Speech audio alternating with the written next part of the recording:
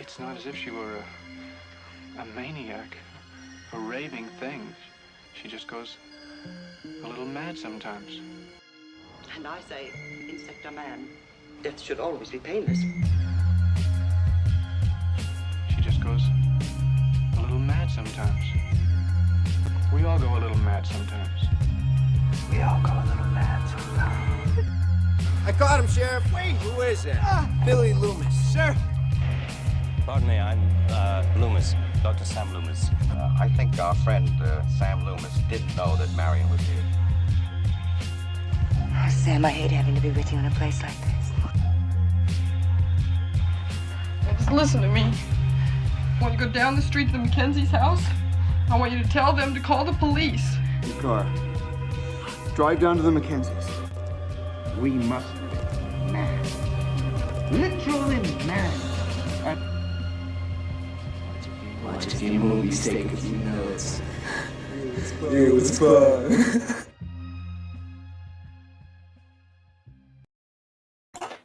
Good evening, chat. How are you all doing? I hope you're having a wonderful evening. You are not melting Wicked Witch style. I hope you've got a cool drink or Magnum in hand in order to cope.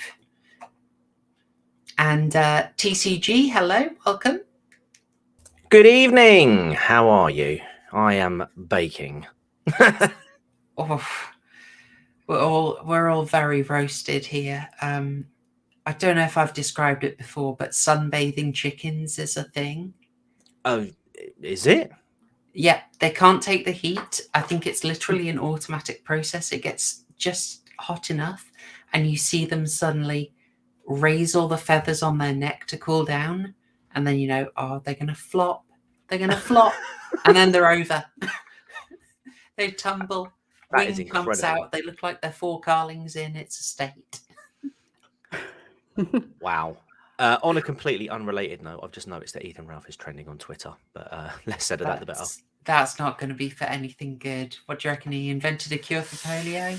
Let's have a look.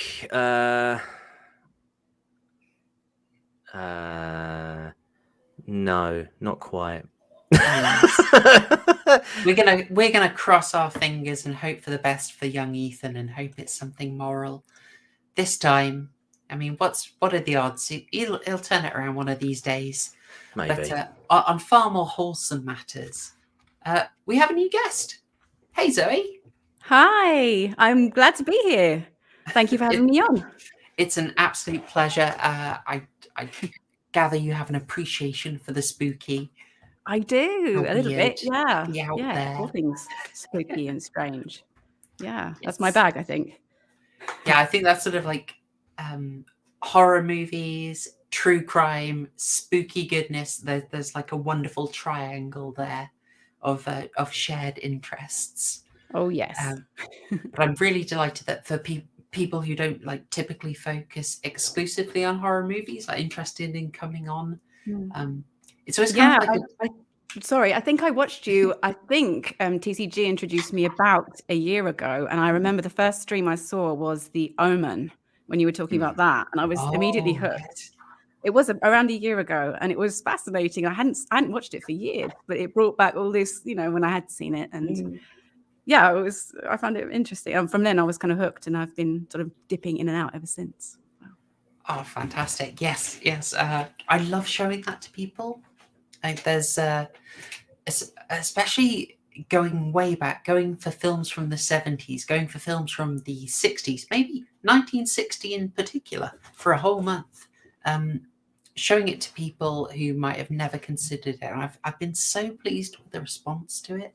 It's been really uplifting. Yeah. But since it's your first time here, something I always like to do is ask about the kind of horror you typically watch. How far back should I start? Is this from the beginning? Oh no, this sounds promising. Yeah. What was the start of the slippery slope? It's not that long of a story. I'll try and summarize. So I guess the earliest things that from that I remember, I guess, is watching things like Ray Harryhausen, the stop motion animations and those kind of things really early on. Things like, do you know Jason and the Argonauts and those really old, yes, really comforting to me now. Those sort of little early things. I remember watching them in my lounge when I was probably up too young to watch them. And then things like, I'm sure my dad showed me Jaws long before I was supposed to see the horror. And then things, speaking of Hitchcock and the 60s and all those things, The Birds, Psycho, North by Northwest, which is, I guess, more thriller than horror, but, you know. And going on from there, things like, I remember watching Nightmare on Elm Street and other bits from that franchise later. Things like The Shining, love Kubrick and those things. Sort of. So were you just like raiding the local video store? Yeah, I guess it would have been the Blockbuster then, or taping from the TV on a good day. Classic. Yeah, we just had film. You know, you watch films so often it would wear the tape out back in the day. Then when you find it later, you get all the ads from that year as well. So it's kind of like a bit of a time capsule treasure trove. Oh, see, that was the big regret of me. I always used to pause the recording during the ads. Oh, you knew what you were doing. Yeah, I knew. Yeah, somehow I was like one of the minority of people that knew how to work a VCR, like when it was recording. Well, I think my dad or whoever was doing it was inept. Couldn't do it. Timed recording. I think I've said this before, but like when I was a kid, I used to like during the summer, I used to go over to my nan's for who would babysit while my mum would work. And I used to time it so that I could record Power Rangers at like 9:25 while we're out in the town centre doing the drop off, and then it would stop at like 10 to 10 or whatever. So as soon as I come home, I'd get the adverts for those ones, admittedly, but it would always sort of. So it's like how it works nowadays with your digital. It gives you like 5 minutes before, 5 minutes after. I was kind of ahead of the curve on that. No, it's too technical for me. I couldn't deal with any of that. But that's what the sort of things we were taping off the telly. And I mean, even things like Brain Dead, you know, the Peter Jackson one. Oh, yeah. That is quite a film to discover. We've covered it. And on from that, things like, I love the original Dawn of the Dead, for instance. And I don't mind the remake, actually. The one that came much later. Yeah, I think we all rate the remake. They're doing very different things, so it's not much a competition. Yeah, it's a weird one with Dawn of the Dead. It's kind of hard to get your hands on in like a proper version in the UK now. But it's the original one? Is it? Yeah. Wow. But it's like there's some kind of protracted legal thing. But luckily, there's about 3 versions of it on YouTube. So. I've got it, but I think I bought it. It's 15 years ago, or 20 years ago. So I was a lucky one. Yeah, and then of course Japanese horror I like as well, but probably the more mainstream ones. So if you mention stuff, I like Ring and The Grudge and Audition and those kind of wacky ones that came out psychologically. I've not heard of Audition. Oh, that's really weird. Really weird. That's fun. Yeah, it is. Yeah, that's a fun one. TCG, don't worry about it. Don't look it up. It's probably nothing. Don't worry about it. I can't make any promises. Don't when you're eating. It sounds like you're covering a massive breadth here. So just general horror appreciation. Yeah, I mean, I'll watch schlocky ones, and I mean, I'm really open to try any of them. Really, I think. Yeah, the Scream franchise. I watched a few of the Final Destinations when they came out and liked them too. I mean, I don't know if that's a sin. No, I love it. They're quite a guilty pleasure of mine. I'm a big fan of them. I mean, I genuinely stand up for 1 and 2, and I really liked 5. 3 and 4. Well, I quite like 3. I think, unless I'm thinking it's easy to get confused over which. It was the one with the roller coaster. Oh yes, I liked that one. I saw that one in the cinema. I was dragged to that. So we're in schlock territory with that, aren't we? Yeah, very much so. Wait, I've just seen this Wholesome Chicken Wrangler. Have you heard about Skylar De Leon, minor child actor turned death row murderer? Ooh. She thinks it was in Power Rangers. Oh my god! Yeah, it was an extra in the episode Second Chance. Oh no! Right. What is it with the Power Rangers? Like, they've all gone wild after the show. Oh, this is amazing. Oh, my days. Right. Okay. I'm going to have to look that one up. Thank you. Next video. Yeah. Interesting. So what would you say has been something you've seen recently that's really impressed you from the horror world? What's the last thing that just completely knocked your socks off? I don't know. I haven't seen a film for a while. I did like things like Hereditary. I thought was all right. Midsummer I liked much better.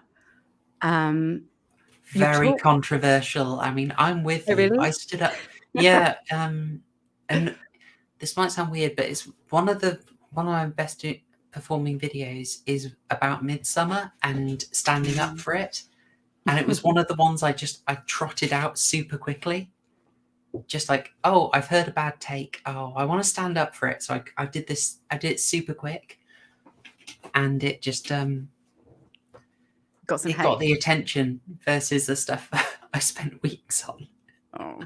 But yes, I stand up for Midsummer. I'm a big fan of it. And I liked, you mentioned, I think, The Witch in the last stream or the one before that. I liked that as well. And I like The Lighthouse, which it's the same director, unless I'm mistaken. No, it is. It is Robert Eggers. I like that. I like the look of it and the feel of it. And I mean, I saw it a couple of years ago. And the acting. I could not get that one. I felt daft for not getting it. I'm glad you did. I'm glad you did. It seemed to really work. You know, it's like a reverse Midsummer.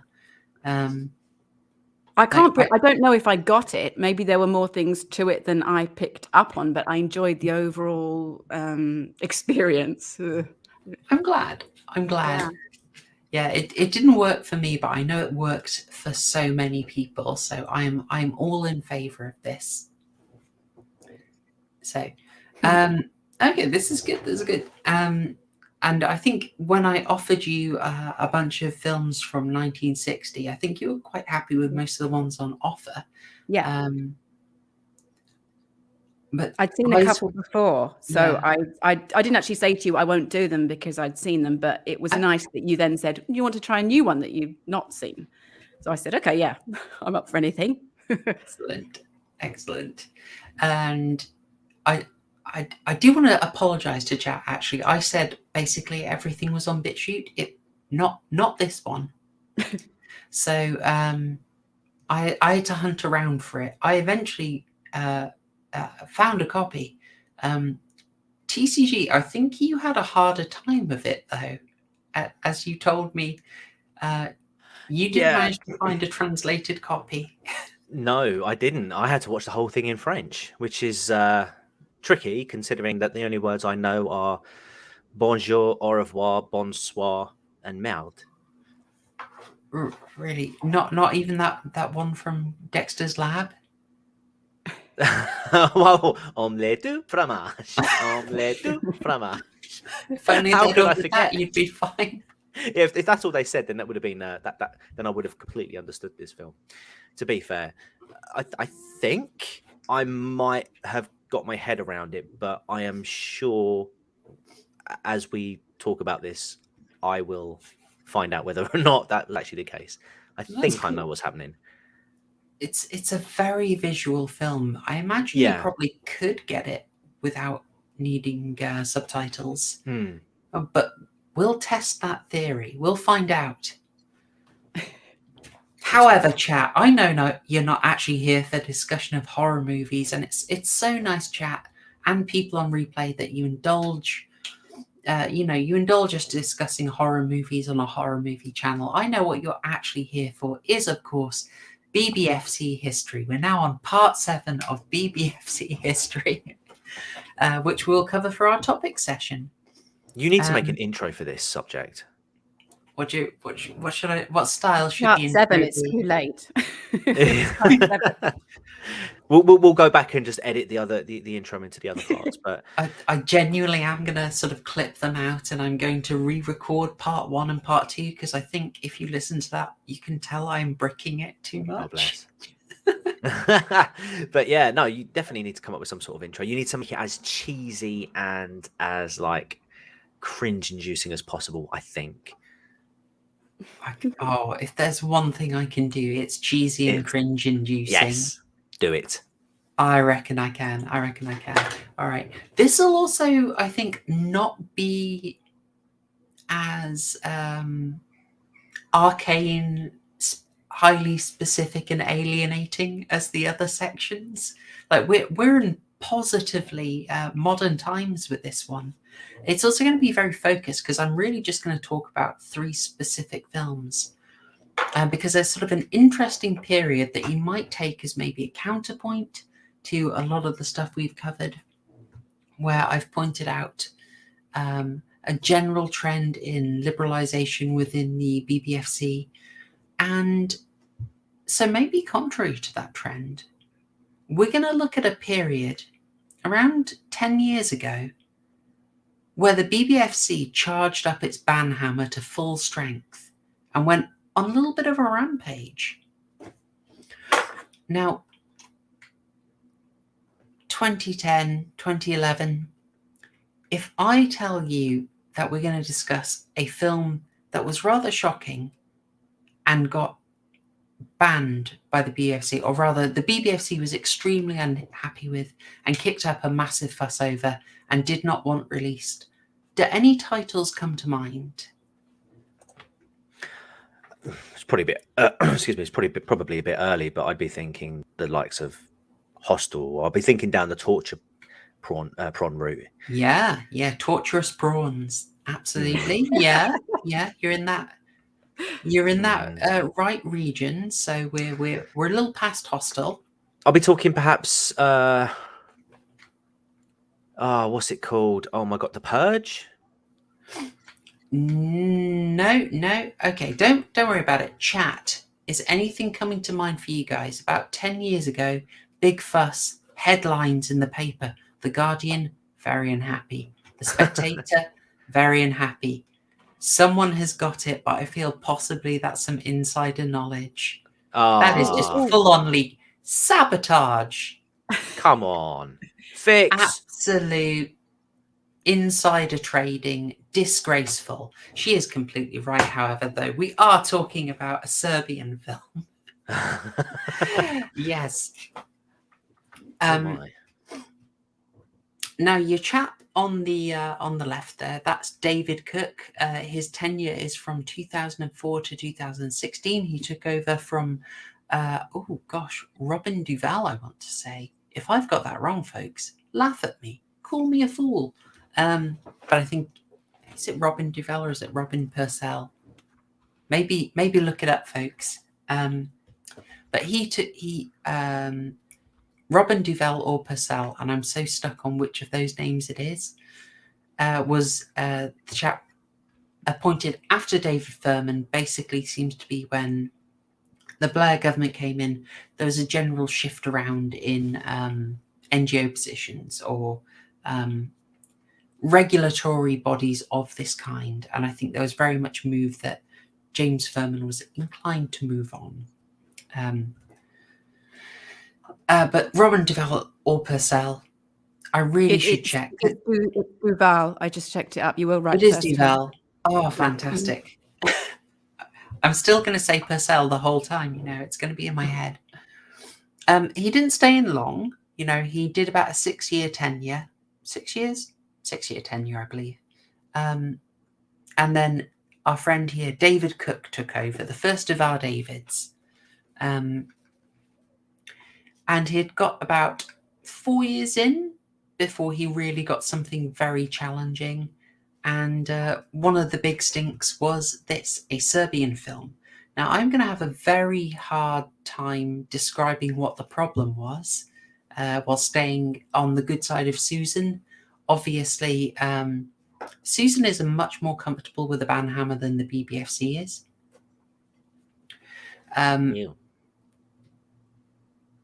Are either of you familiar with the Serbian film?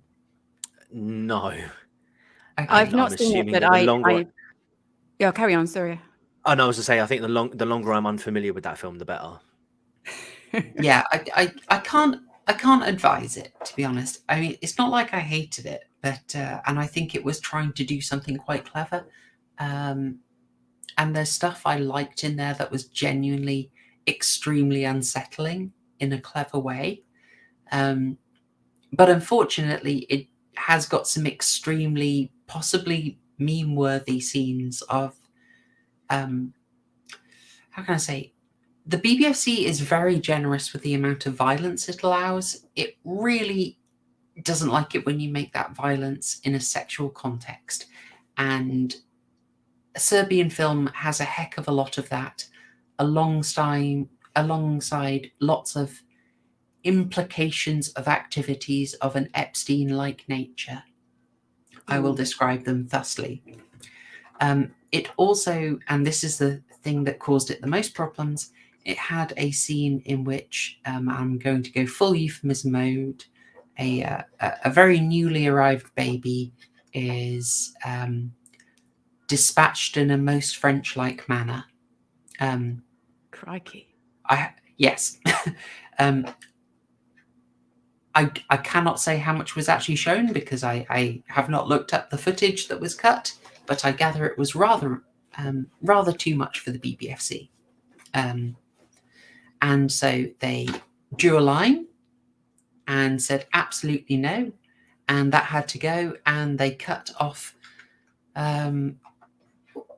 Oh, sorry, I did know this. They cut off about 6 minutes from the film to allow it to be released. This got quite a lot of attention. It was very controversial matters.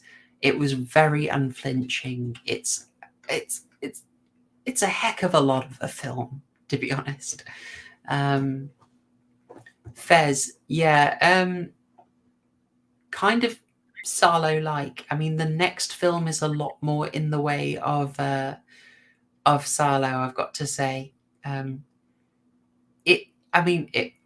I would try and describe some of the things that happen in it where it knows it's being ridiculous, but I would struggle to on YouTube. So we'll just say it's material of a very memorable nature. Now, do we have a second candidate for a film that caused a big stink a mere 1 year after a Serbian film caused an actual banhammer to drop? Is it by any chance I Spit on Your Grave? It was not. It was not. I can't do them. They're too close. Also, I kind of liked I Spit on Your Grave. I found the first one really, really tough. This one, I wasn't the biggest fan of it, but I thought it was fairly well done. I was really, the weirdest thing I find is did someone mention it in the chat? No one has mentioned it yet. So for the sake of brevity, I'll go straight for it. It's this boy. No, was it? Yeah. The Mad Doctor. Yeah, I remember this. I know. I mean, we are doing a film that is effectively a mad scientist film, and the contrast between that and the Human Centipede 2 is it's a lot. It's a lot. There's a bit of intertwining going on there, is there not? Yeah. Hey, Em, is that the original? Is it the remake? One thing I found really weird is they actually made 2 sequels to the remake. Kind of blows my mind. So that would have been a really good guess. That was a really good guess. Bear, keep that line of thought for the next film, okay? I think you might get it. Yes, Human Centipede Part 2. The descriptions of it are quite hilarious in how unhappy people were about it. It's an odd film. Have either of you watched this one? I've not seen either. I haven't even seen the first one. Okay. What am I missing? Have you not? Oh, no. Gosh. No, I know all about it, but I have not seen it. I massively rate the first one. Okay, yeah, the remake, yeah, it was pretty good. I liked the final death was very creative. And when you find out how they got the effect for that, it's quite funny. but I won't derail. But good taste. Yeah, this is a lot. So the first caused a lot of controversy because of the subject matter of what exactly the human centipede is. I'm going to assume you guys have familiarity with that. Yes. But for all its grossness, it doesn't actually show all that much. And so the BBFC did let it go. The second one is a really interesting creature because it is showing everything. And it feels almost sarcastic. One thing I kind of like about it is that it's very obviously satirical. It's shot like an art house film whilst being like knowingly over the top. And the director himself has a cameo where he's regarded as a kind of cinematic genius for the first film. But at the same time, the whole plot revolves around someone whose mind has been corrupted by watching the first film and wants to recreate it. So there's a very obvious vein of satire running through it. However, my goodness, it is an unpleasant watch. Great. Yeah, I can imagine. Yeah. I've seen the second. Just going back to it, I have seen the second Human Centipede. It is. Oh, you have. How did you find it? How did you find it, TCG? I just found it utterly revolting, which is exactly what I was expecting.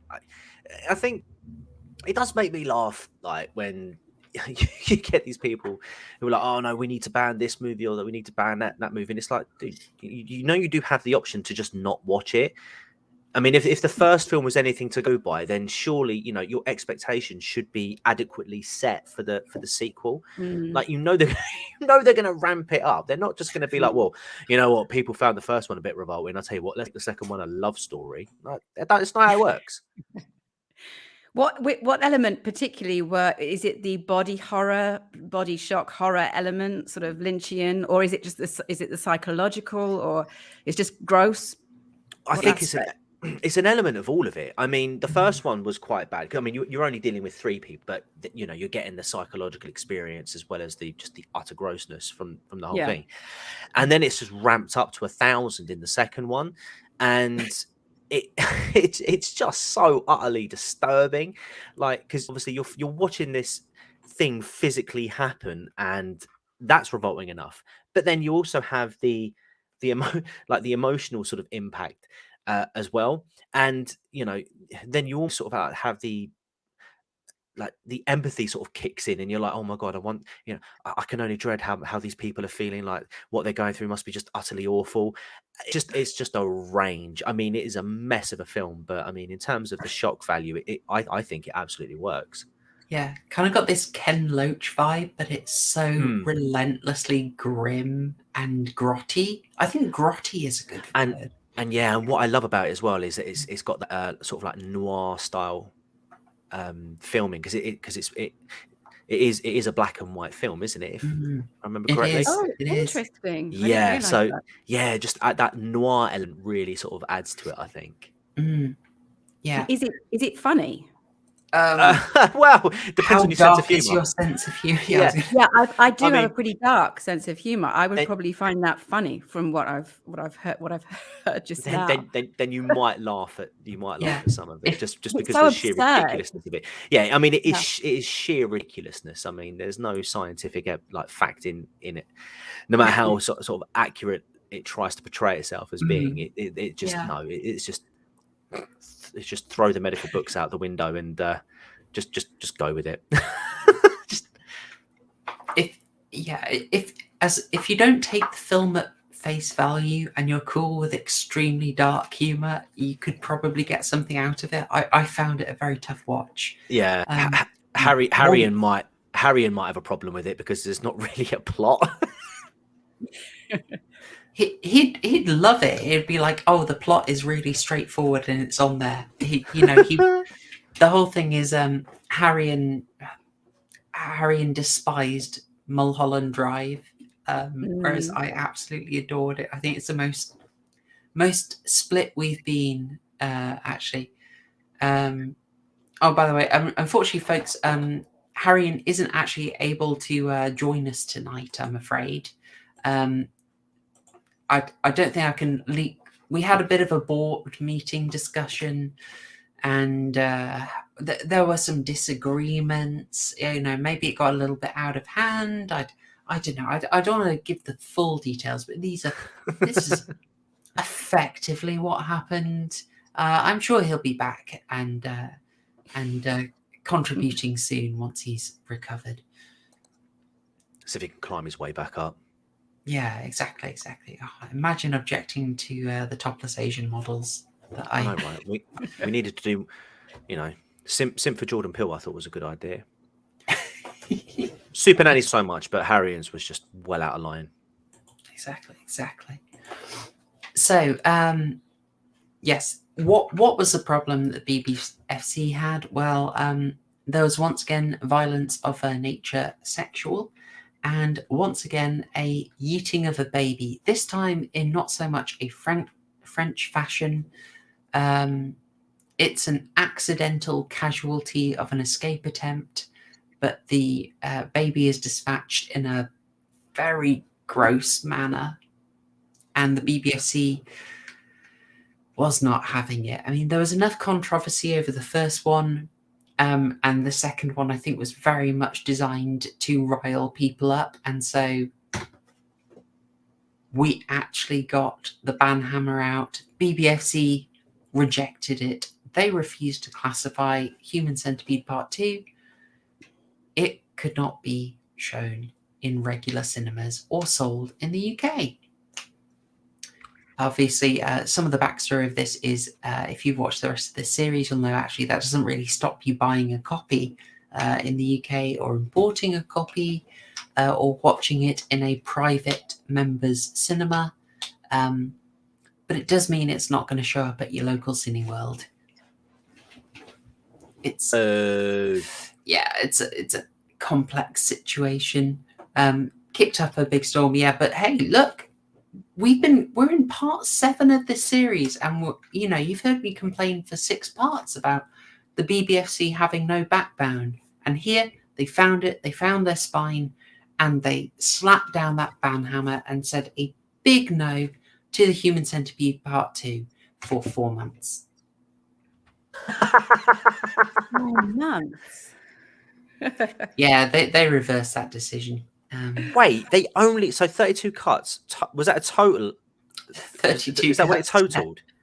Yes. And it only so basically they only. How long is the runtime on this film? Oh crikey! I don't have it. I don't think it's long. I mean, I'll say it's not overly important, but essentially for 4 months they pissed and moaned about 2 minutes and 37 seconds of a film. Like, well, in really? fairness, there could be a lot in those 2 minutes and 37 seconds. I can imagine. Gosh, it's 88 minutes. Oh, well, there you go. 84 minutes in the BBFC cut. Well, there you go. So, it's just ridiculous.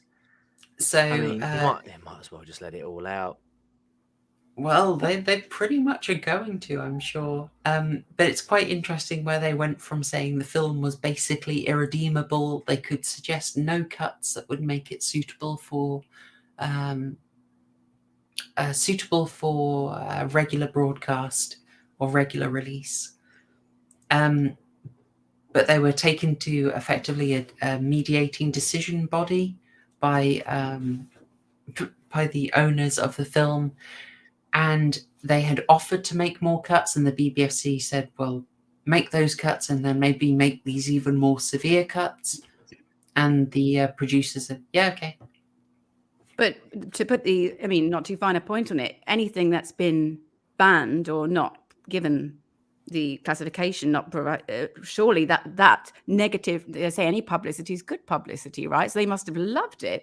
That 4 months creating, battling with them and having it out there in this notorious film, which may or may not get a classification at all, must have only worked in their favour, surely. Absolutely. And I would say Tom Six, probably the director of the Human Centipede series, I think he 100% knew what he was doing. And why not get the controversy? You know, you want to stand out, and there had been enough heat over Human Centipede, so you want to keep that buzz going. Best thing that could have happened to it. Exactly.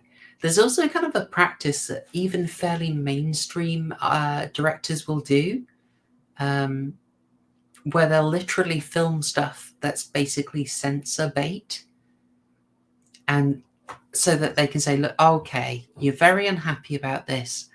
Fine, I'll cut that. Okay, look, I'm compromising. And really, they were always happy for that scene to get cut. But they just threw that in so that they could get through the rest of the movie. The Head in a Vice scene in Casino is an example of that. Fez has asked if there's hope for Batgirl. I saw that. The answer to that, Fez, is a resounding no, because the BFC didn't ban it. Warner Brothers cancelled it. Yeah, that's the only way we can do it. You know, otherwise it would have come out. And as we all know, once you are cancelled, there is no redeeming quality. There's no redeeming, no path to redemption, shall we say? Yeah. Okay, so yes, here we go. You're starting to see a bit where the line kind of gets, but this was cut. This was fairly substantially cut.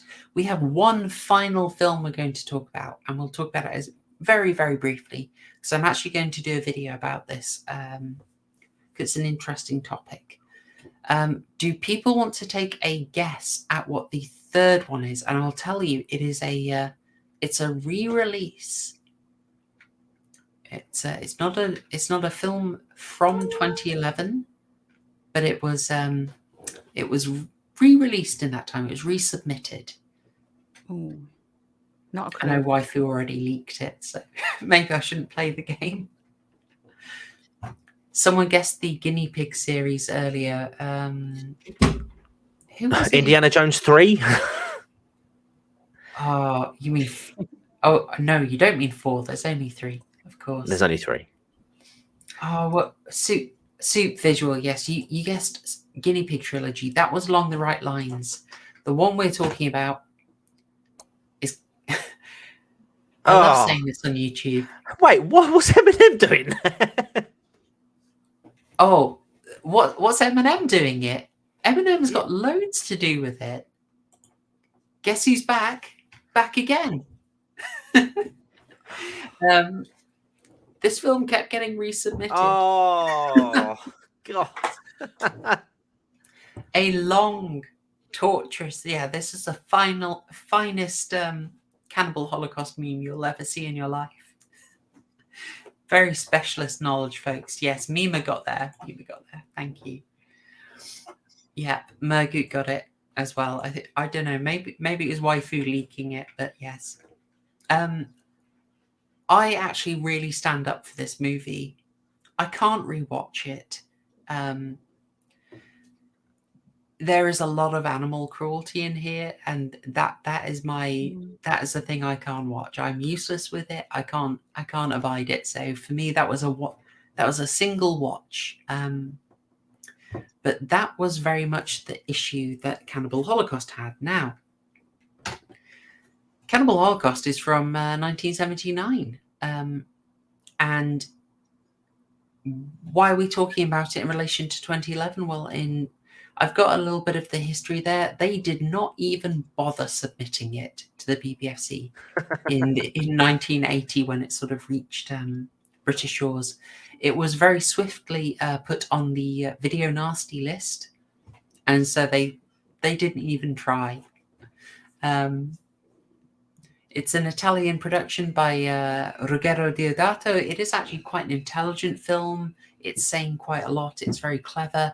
It's got a big influence, I would say, on found footage movies. It's not without its merits, but they also knew not. Yeah, that is exactly it. Exactly it. The Alabastid.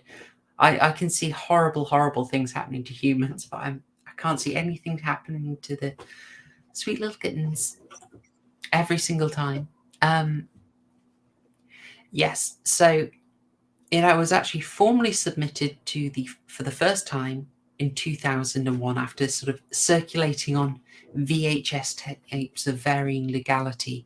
In 2001, it was actually submitted, and in short, the sexual violence and animal cruelty, which was extensive, were too much. It was over the line, and the BBFC said you have to cut these 8 scenes, totaling 5 minutes and 44 seconds.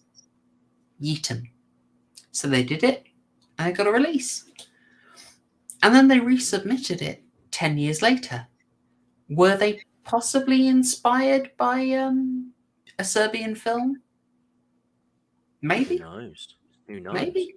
I don't know. Maybe they saw what was being allowed and they thought, we'll take a shot. Why not? I have just acquired a martini. Fantastic. We're going to get so much less coherent from here on. Yeah, they resubmitted it, and this time the BBFC said, actually, I don't think sexual violence is that bad. And of the 8 animals killed, really only one of them we would say is cruel. So you'll have to take that out. And this amounts to a 15-second cut. And I don't know, maybe in 2023 or something, some of that animal's old tweets are going to surface, and they're going to say, actually, in retrospect, it had it coming. Was it something? Is that something about turtles, or am I on the right lines? I've not seen it, all of it. By any means, I've seen probably a pirate copy, like maybe 15 years ago, bits of it. There is the turtle scene they actually said was fine because it's a quick death. Oh, good. Which is, like I say, it's a deeper topic, so I'm actually going to do a longer video on it because I find where they judge the standards quite interesting. But how do they judge their standards? How did they decide that actually what we would not even release in 1980 is actually fine with 15 seconds cut in 2011? As you learnt in the last part, they did a load of consultations. And these would have been this is my favorite BBFC consultation. I know about you guys. I know we've all got our favorites. I know it can start off a bit of fight in the pub. You get round and you be like, go on, what's your favorite BBFC consultation following the 2000 public consultation? I know everyone's got an opinion on it, That is a conversation that happens often in the podcast. I'm not going to try and start a Barney here, but this is the one I found funniest because I'm just thinking that people showing these very extreme films, like, what did they sign up for? But interestingly in this, I noted that they excluded people who would never choose to watch these films from the off, which possibly skews your sample a bit. It feels to me a bit like rating a half marathon as easy peasy because you kicked off anyone who never runs. I don't know. I think there might be a little bit of sample bias there. Maybe. Yeah. So they showed them that, and they found it pretty hard. There's some interesting findings from it. They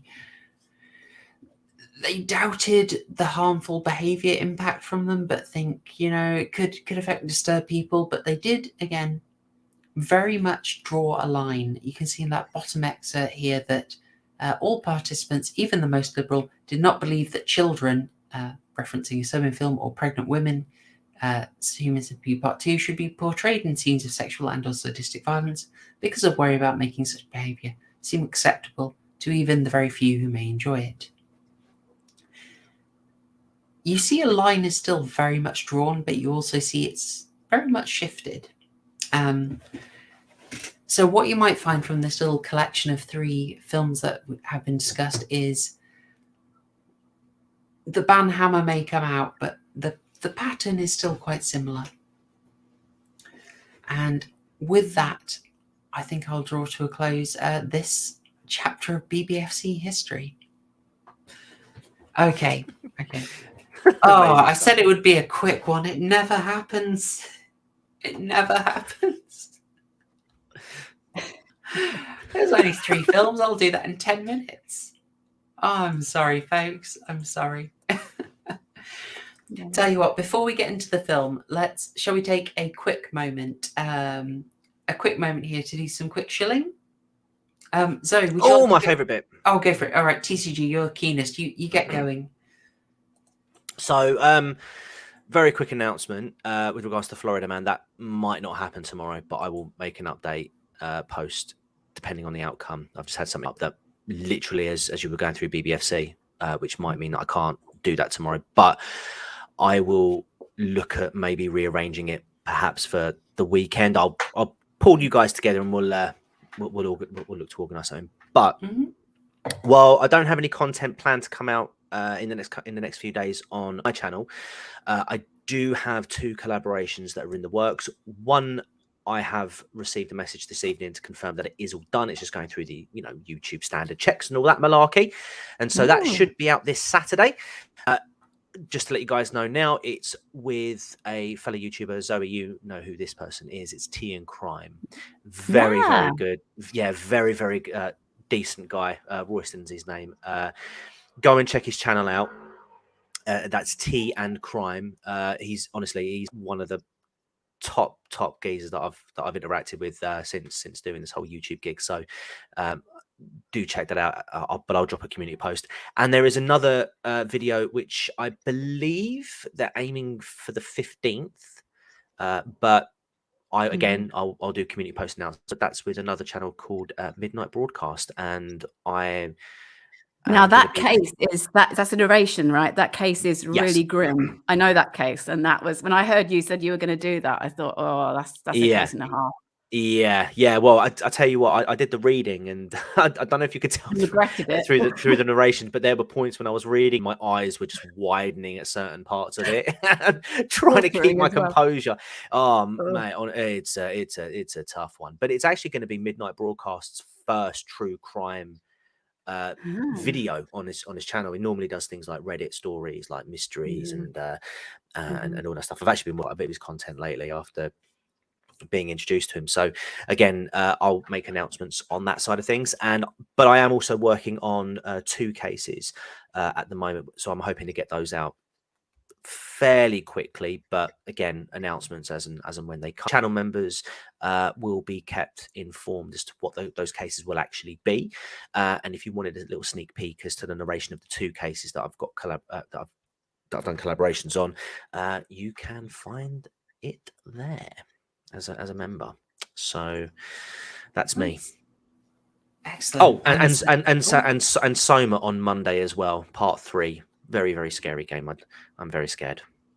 Oh, brilliant. I've got to catch up on part 2, but I really enjoyed part 1. There is one bit. Yeah, there's one bit in part 2 where I do I do lose it a little bit. I do almost a big girly scream. Almost. Oh, fantastic. I don't know what you need me to super chat for you to play Fatal Frame 2, but I will do it. I haven't even looked at that game. All right. But just the sheer fact that you're the one mentioning it just fills me with dread. Excellent. All right. And Zoe, any shilling before we get into Les Yeux Sans Visage? Do you know what? No, I've got to be honest. It's going to be short and sweet. I got nothing. I'm on what you might call, what the podcasts like to call, summer hiatus, I think. Actually, if I'm being honest, it's because the kiddies are out of school and I've got them for most of the time, and it's summer holidays. So sadly, there's not much time at the moment. I've got plans, but I've got nothing I can share with you in a concrete way at the moment. I've got ghosty stories, I've got true crime cases, I've got several things on the back burner, but there's nothing that's imminently going to be out there. But watch this space. Do come and pay me a visit and have a look and see the sort of things I've done in the past, because if that tickles your fancy, then there will be more of that coming. Well, tell you what, here's a good one. What's a video that you really wish more people would watch? Like maybe something like you loved it and it maybe didn't catch on as much. but you Oh, say all of this them. is the one I'm really proud of. Oh, okay. No, there are a few that seem to do very well.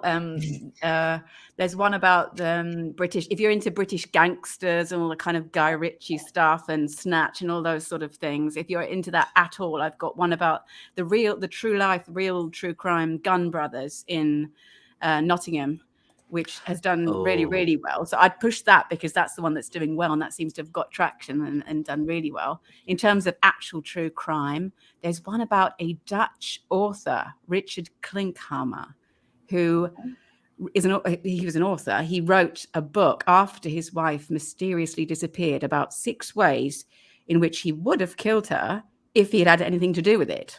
He OJ'd her.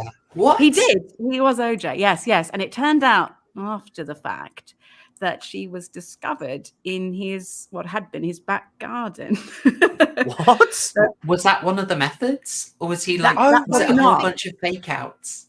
No, they weren't. There was things like he'd said, I might put her through a mince meat machine and feed her to pigeons, was one of the methods that he had written about. And everyone was like, what? This is something weird with this guy. There's something screwy with this guy. He's capitalizing off this disappearance. No one knows where his wife is. And yeah, it turns out in the end, hiding in plain sight. Well, do you know what? I think I've watched that one from you. I think if it's the one I'm thinking of. Do you know what? After this stream, after this stream, I'm going to go back and have a listen to that. Oh, yes. Well, that was a good old. He's no longer with us, but he went to jail for it for a while, but not. He ended up in the clink, Richard Klinkhammer. But he got out and then unalived himself at the end. All right. Well, I like. We're also used to Susan's euphemisms. Yeah, nearly slipped out then. Just want to.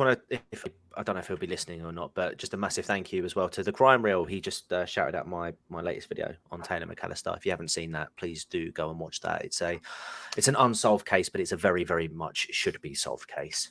Oh, you did very well. Massive injustice on that one. Yeah. Yeah, you did very well on that. I like the editing on it. Thank you. Well, there you go, folks. When Zoe has wowed you with takes on Les Yeux Sans Visage, the links to her channel are in the. What? You'd be grand. The links are going to be in the description. You can check them out and then go and look at that video on. I think Richard Klinkhammer. That's the one. I'm sold. All right. As for me, I shilled very hard in July, so I'm not going to shill super hard this time. I think I probably mentioned the amazing deal that you get with memberships on this channel a bit too much. I don't want to bore you by mentioning all the amazing exclusive content that you can get just by signing up as a member, either here or on Subscribestar. I don't want to labour the point too much. You get it and you respond. It was really nice. I'm shaking my head, Horrorshow. You can't see it, but I'm shaking my head. You need to shill harder. I will try. I've lost my Turley pills haven't arrived in the mail, so I just can't do it. But no, seriously, you can support the channel via super chats. You can support the channel via memberships, and that would be amazing because memberships all make it easy for me to treat you with behind the scenes stuff, like the Easter eggs crammed into videos. And there are an amusing number of those, or exclusive videos. Like the one I published recently, which was a bit of a weird one for me, which was talking about the meta-narratives behind peaceful protests. Maybe not what you come come to a horror channel for, but hopefully interesting. Anyway, that's for members. I may release it more widely later, but it's there now if you feel like chipping in and helping fund the secret project. But I will leave it there. The only thing I would ask further, smash that like, just get that like, and I can't even describe it in a Human Centipede Part 2 style fat manner. Rip the subscribe button's face off and plaster it on some. Yes. Oh, absolutely. Show. Drag that like button to the river and toss it in. There you go. Can I say with this film, I was so hooked at the opening. I was so completely on board. Can I just say? I mean, I felt like the opening scene gave me Psycho vibes. Completely. Yes. Oh, yes. good. I'm glad I'm not the only one because just the woman driving down, with the old. But Psycho came out 3 months after this. Afterwards. Oh, yeah. It's amazing because I just got massive vibes. That's why I messaged you earlier today saying, "Are we definitely covering Psycho?" Because it really sort of made me think, "Oh, I'll really watch it now." And I found out that I've got it on DVD. So, and I won't say what we're covering. I'll leave that to you later on. But there we go. But it gave me mental vibes. And the person or the body in the back of the car with the hat on, I can confirm, ladies and gentlemen, that wasn't me. I like it. It's a good vibe. I just Humphrey Bogart. Just while we're on the start, though, I would say this maybe slightly has the edge on Psycho, because this doesn't look like it was filmed with rear projection. It looks like they actually just filmed them in the car. And I love Psycho, but sometimes the rear projection there is a bit. You notice it?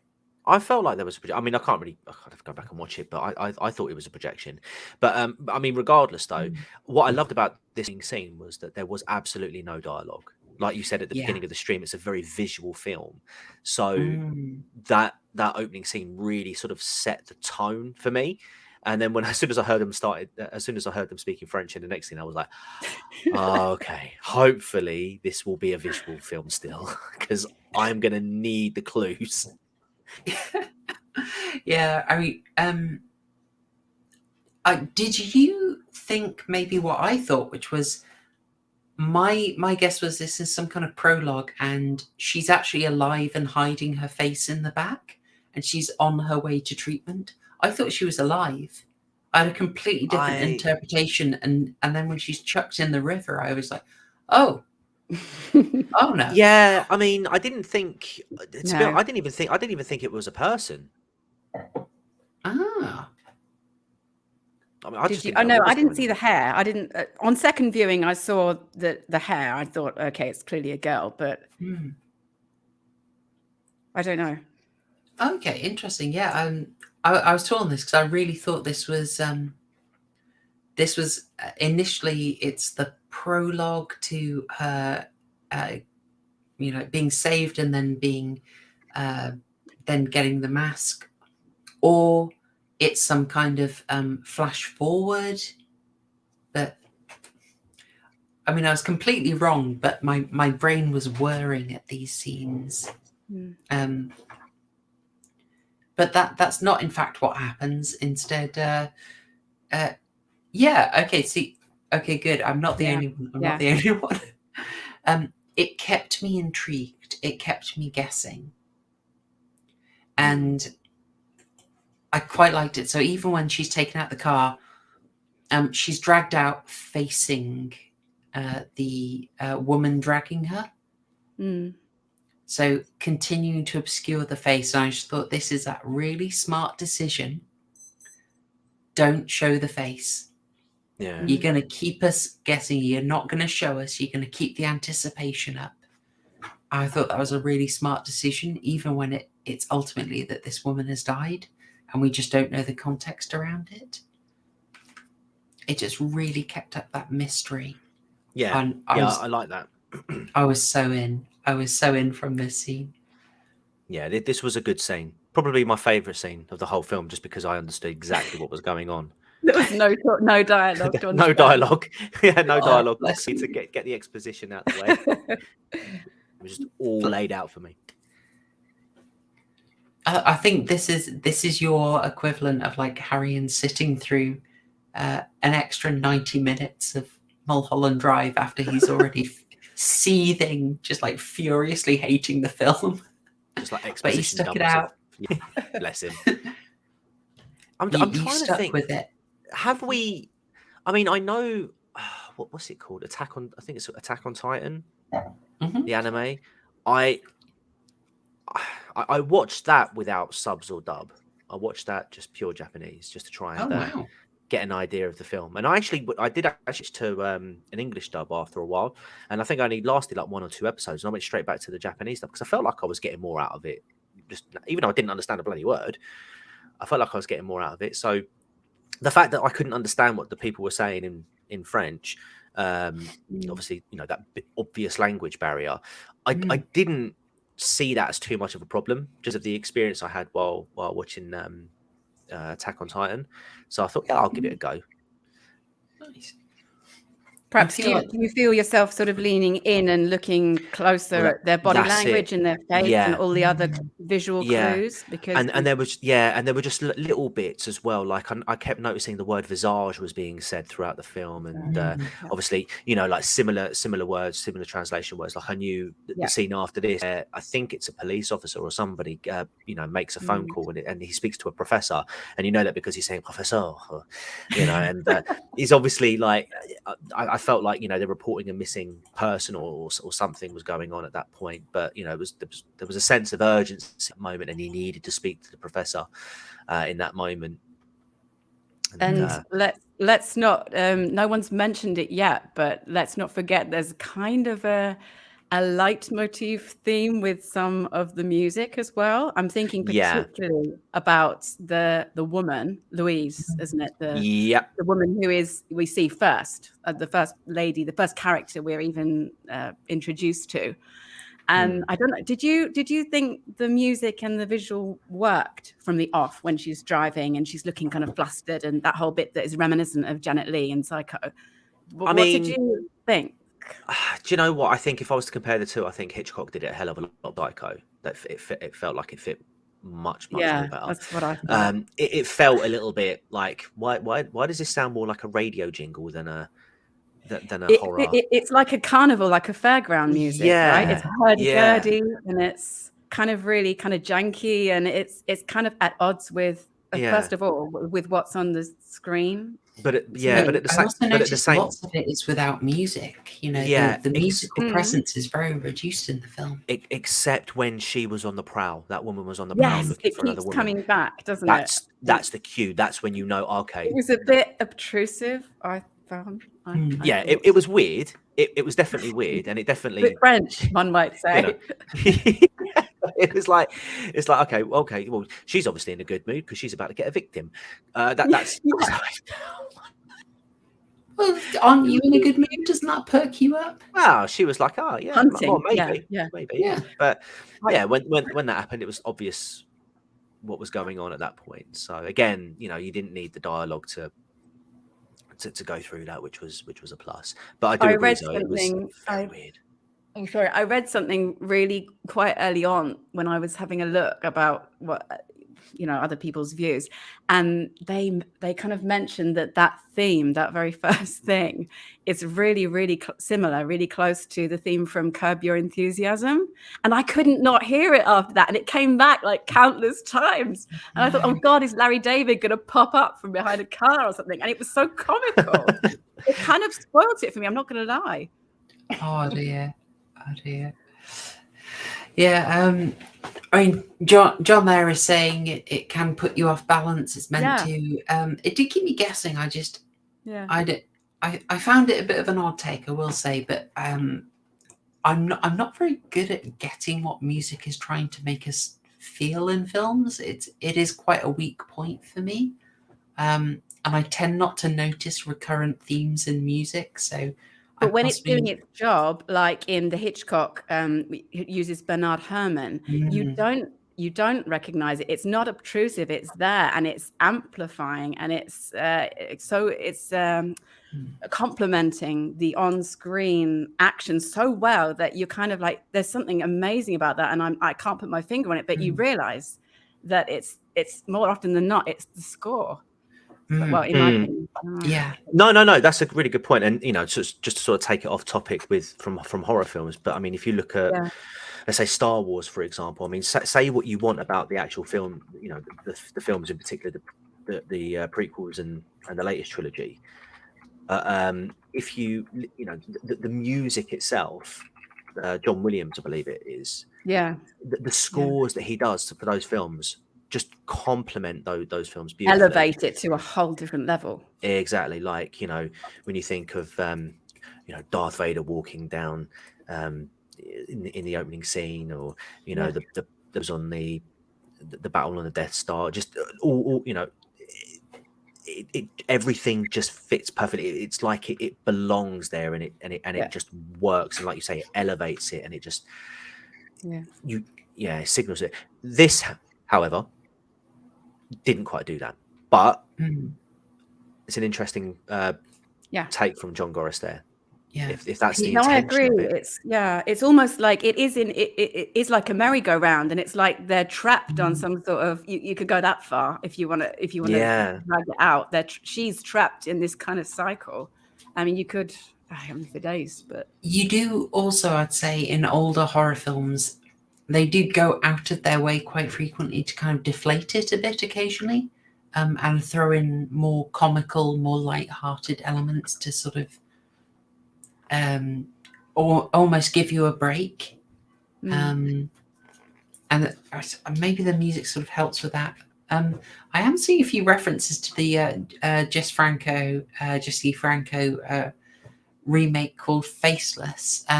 Page Unknown, you've mentioned it. John Gorris has mentioned it. I haven't actually seen that, so I can't comment. I have seen a lot of connections between this film and later films.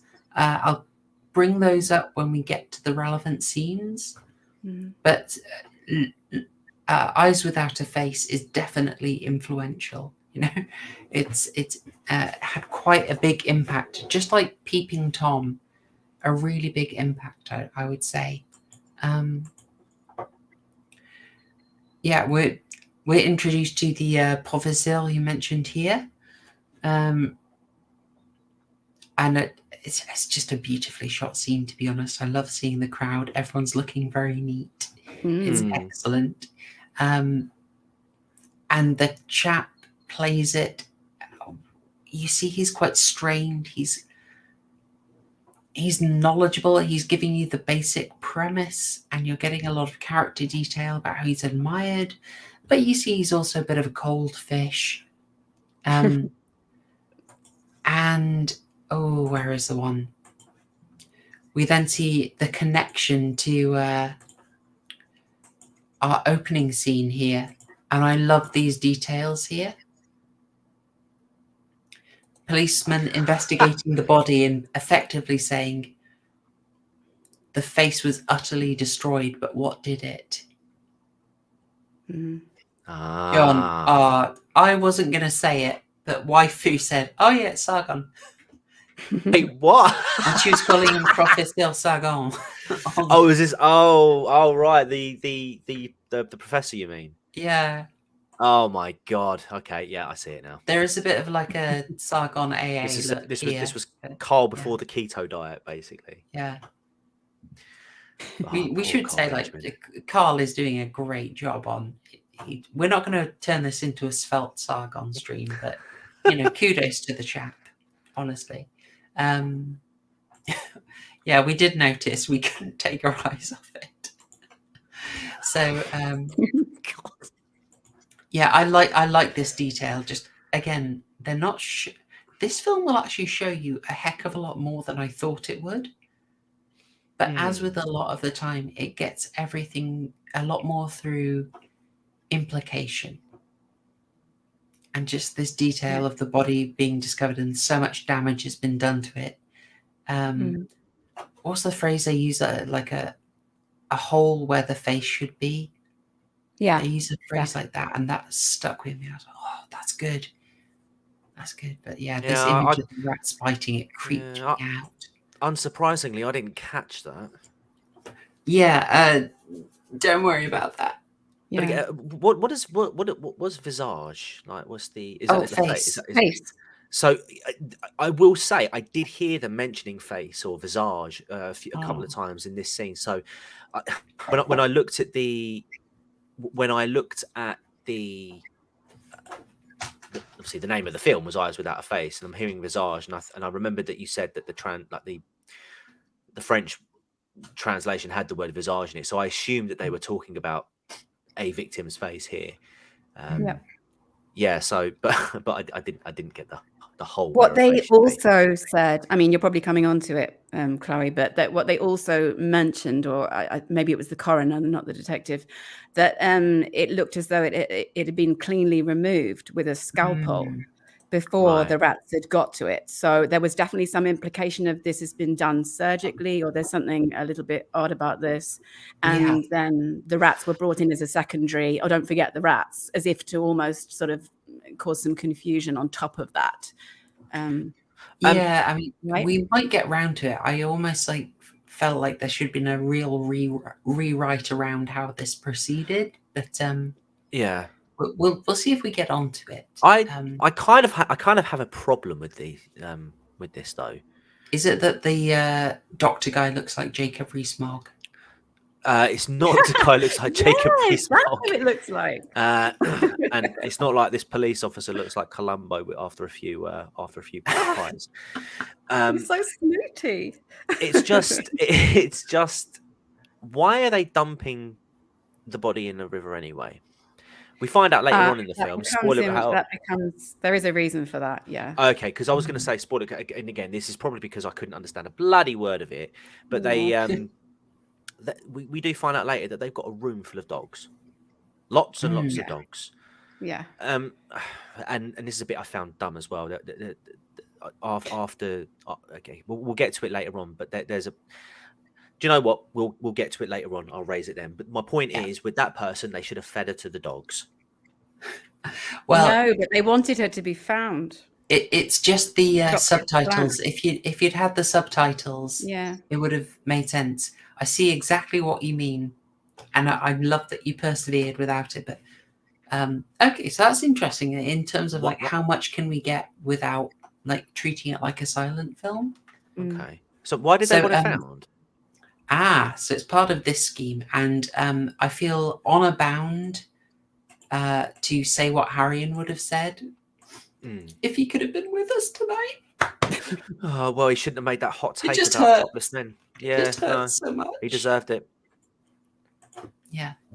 So it's part of the scheme. Oh. And I could have taken a lot from this, but TCG is you didn't have subtitles. Actually, Zoe, I've spoken for ages. I've yammered on for about a year about the BBFC. Would you like to describe what happened when he visits the morgue? Sorry, I think the penny. Just very quick. I think the penny. You've got it now, right? With this interaction here. Okay, but go. Sorry, yes. Sorry, go. For the benefit of chat, because I'm not sure everyone will have managed to find it, because I actually had a bit of trouble getting my hands on this. So, for the benefit of chat, if you want to explain what happened around the morgue. Yes, so I'll try. In the previous scene, it was I believe the detective and the coroner talking about the state she was found in, that she was found effectively without a face, whether that had been that it had been sliced off or it had been something to do with the rats which had attacked her while she was floating in the Seine. And then they say, "Oh, here's the professor." So he's come from his conference or his talk, which he was delivering the speech earlier. He's come directly to the morgue. And then he's escorted by the coroner and the detective into the room to identify the body, because he believes that's his daughter, who's been missing for, I don't know, he's reported her missing at some point. It could have been a day or a couple of days. Anyway, he goes into the room, he lifts up the blanket, and he says, "Yes, that's her. That's my daughter. Christiane is her name." Oh my God. Right. Okay. Yep. Go on. This is kind of implausible. I do have problems with this part, so I completely understand where you're coming from with any confusion. No, this is actually making a hell of a lot more sense. Really? Okay. Christine or Christiane. Christiane, yeah, the French version, I guess. And then and as they're speaking, and he's confirming that that's his daughter, another guy runs in and says, "Oh, there's another man here, the father of the other missing girl," and they say, "No, it's not her. This lady's just been identified. It's this man's daughter," as in the case has been cleared up. Right. So, that's brilliant. And now you know who the other one is outside. This is the father of the girl that's just turned up to see whether it might be that his daughter who is actually missing as well. And it really implausibly, he's not asked in to look as well, or any checks made. It's beyond. Yeah, the detective's happy that the professors just said, yeah, that's my daughter. Yeah, no questions asked, and doesn't seem all that distressed, really. I mean, yeah, I know we hear all the time about people take bad news differently, and you can't, until it happens to you, you won't know how you react and all this, but. It's interesting. He leaves the morgue, comes outside, and they're alone. And he says, do you know, my daughter's missing too? And the doctor says, calling him the professor, whatever, doctor is interchangeable. And he says, it's my daughter. And then the other guy is like the father who's missing. Simone is her name. Simone is the other girl who's missing. And you've probably worked out that actually is Simone inside on the slab. Oh, yeah. And yes, he says, that's, are you sure? Because he wants to find out. It's his daughter, and this means she's still missing somewhere and unaccounted for. He's a dad. And he says, how he walks away from him, and what he actually says is something like, how strange, you correct me, Chloe, how strange that I have to comfort you, or that I have to explain it to you and tell you that it's okay. Is that the line? That is what he says, and that really struck me as like it's an off. If we focus on a character moment, it's really quite cool. Because goodness me, you learn a lot about. I think we all know what's happened at this point. It's not I know subtle. now. Okay, now you know. Like, I don't think anyone watching it with subtitles or a good knowledge of French, I don't think anyone's under any illusion that that's not actually his daughter. We know we can work out there's been a switcheroo. And so seeing him be kind of like heartless and kind of snub the old guy is quite interesting. Yeah. Like he's a very odd fish here, but well, it's quite clever. It's quite clever when you think about it, just because as medical professionals, as medical professionals, they have a duty to kind of separate themselves from sort of like real life trauma. When they lose a patient or they have to go and give bad news. So essentially, he's acting within character as it stands as a professional, as a medical professional. Essentially, all he's doing is he's donning that role the same way that a customer service advisor would if they were doing their job in retail, or do you know what I mean? So it's not. Or you could say it's the shock or whatever. You could say it's shock. Yeah, maybe. I mean, Alba said, I'm completely with you. I thought it was super cruel. Like, I'm wondering. Yeah. There's a scene where he's actually really quite nice to a child patient. Did he actually? Sorry, is there a French translation for the word hope? Is it like hope or something like that? L'espère, okay, or l'espérance. Again, I just got like vibes that he was wishing him luck or something like that. But again, like I had no idea of the intention as to why they dumped the body. I didn't. It wasn't obvious to me that it was all sort of part of an elaborate plan to do the old switcheroo. That makes it so much better, actually. I do like that. I was wondering. Sorry, Zoe, go ahead. Okay. I just wanted to say my thought initially was, why didn't the old guy, after the doctor disappeared, why didn't he go in and double check if it was something so important? But then I thought, if it was me, would you not want to do that? You wouldn't want to know. You wouldn't want to check and be told that it's rather better, as he said, better to have your hope left alive for another however long or whatever. But yeah. I mean, also, how did the doctor know that the old guy was coming after him? It was very fortuitous that he arrived in the nick of time to go and identify her. Well, I want to get on that in a second, but just on the character point, like, let's be nice. Let's work up the good side. We'll accentuate the positive, and say, like, I actually think it's a lot deeper. Like, you can say on one level he's being cruel. He can also be playing the role of a distraught father or a father shut down by grief. But I think on another level, the idea of him saying, "At least you have hope," I think we learn that so many of his attempts to fix his daughter fail. Mm. I think he basically borderline doesn't believe in himself. And he's speaking very honestly, like, I'm doing these things. I keep failing. I don't know if I'm ever going to fix her.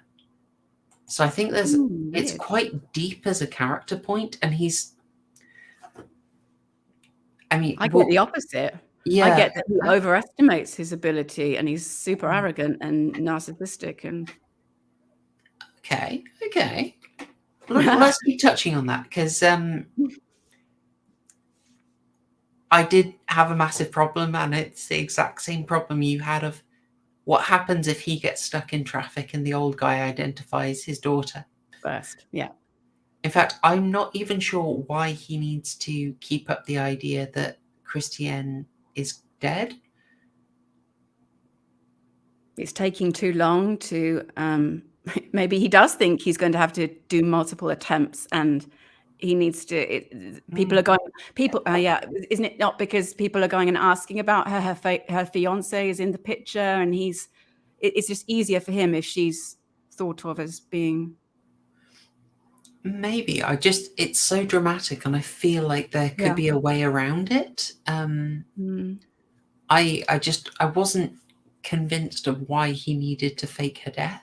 Particularly because if he was convinced in the end that he could fix her, what was his end plan of reintroducing her back into society? Was it as a completely different identity? That seemed to be the direction it was heading in later. Obviously not as herself. Yeah, I know Haryan would be, if Haryan were here, he'd be all over it and trying to work out. And this is why we like Haryan on, because he goes immediately into that. I just start talking about interpretations and references to other films, and Haryan's like, yeah, but what's actually happening in this scene? You know? Yeah. That's if you could understand it too. True. That is a good point, though. That is a good point about how she would be reintroduced. But then again, I don't know. I mean, was it John Darwin, Zoe? The rowing boat, the canoe guy, the canoe man, the canoe guy. Yeah. You know, he made a good crack of it and almost got away with it. I mean, sure, it would have been easy to do in the 60s. But yeah, it's an interesting thought as to how they would have reintroduced her. I will say again, as part of my interpretation, I don't know why I didn't make the family connection, but I just, but it seems so obvious now. But I did get the idea that there was some sort of missing, lost love or something like that, because obviously she's phoning, Excellent. who I assume to be like a husband or something like that, who either believed that she was dead or missing or something like that. It was a fiance. Okay. Dead on the money. Jacques. Awesome. But yeah, she so she was still pining for him, and I didn't know for sure whether he left her because of her injuries or whether he believed that she was dead or something like that. So it's interesting to know now that it was probably because he thought she was dead. Is it established how she ended up looking like that? It's a car accident. It's a car accident. Okay. I think it's separate to the one that Louise, the accomplice, is. Yeah. Okay, also, I know maybe a modern thing would make a big idea of this, but it's quite interesting how Louise is basically the Igor in this situation. Much prettier. I think Louise is so interesting because there's an element, like her relation to him. Yeah. She's not simping for him, but she's deeply committed. I really like that. Also, she's doing the literal heavy lifting, isn't she? Yes, absolutely. She must be strong. He's a man of culture, she's his got to protect his hands. His surgeon's hands probably insured. Yeah. Auf Deutsch, sie ist ein Braut, basically. A bride, yes. Yeah. not a Mädchen and Braut. Ein Frau, eine Frau rather than yeah, kein Mädchen so, mehr. Also, I've randomly taken this shot because I thought this was really quite expressionist. This has got that Nosferatu look to it, that F.W. Murnau look, and it's only in this, but I thought, oh, that's really nice.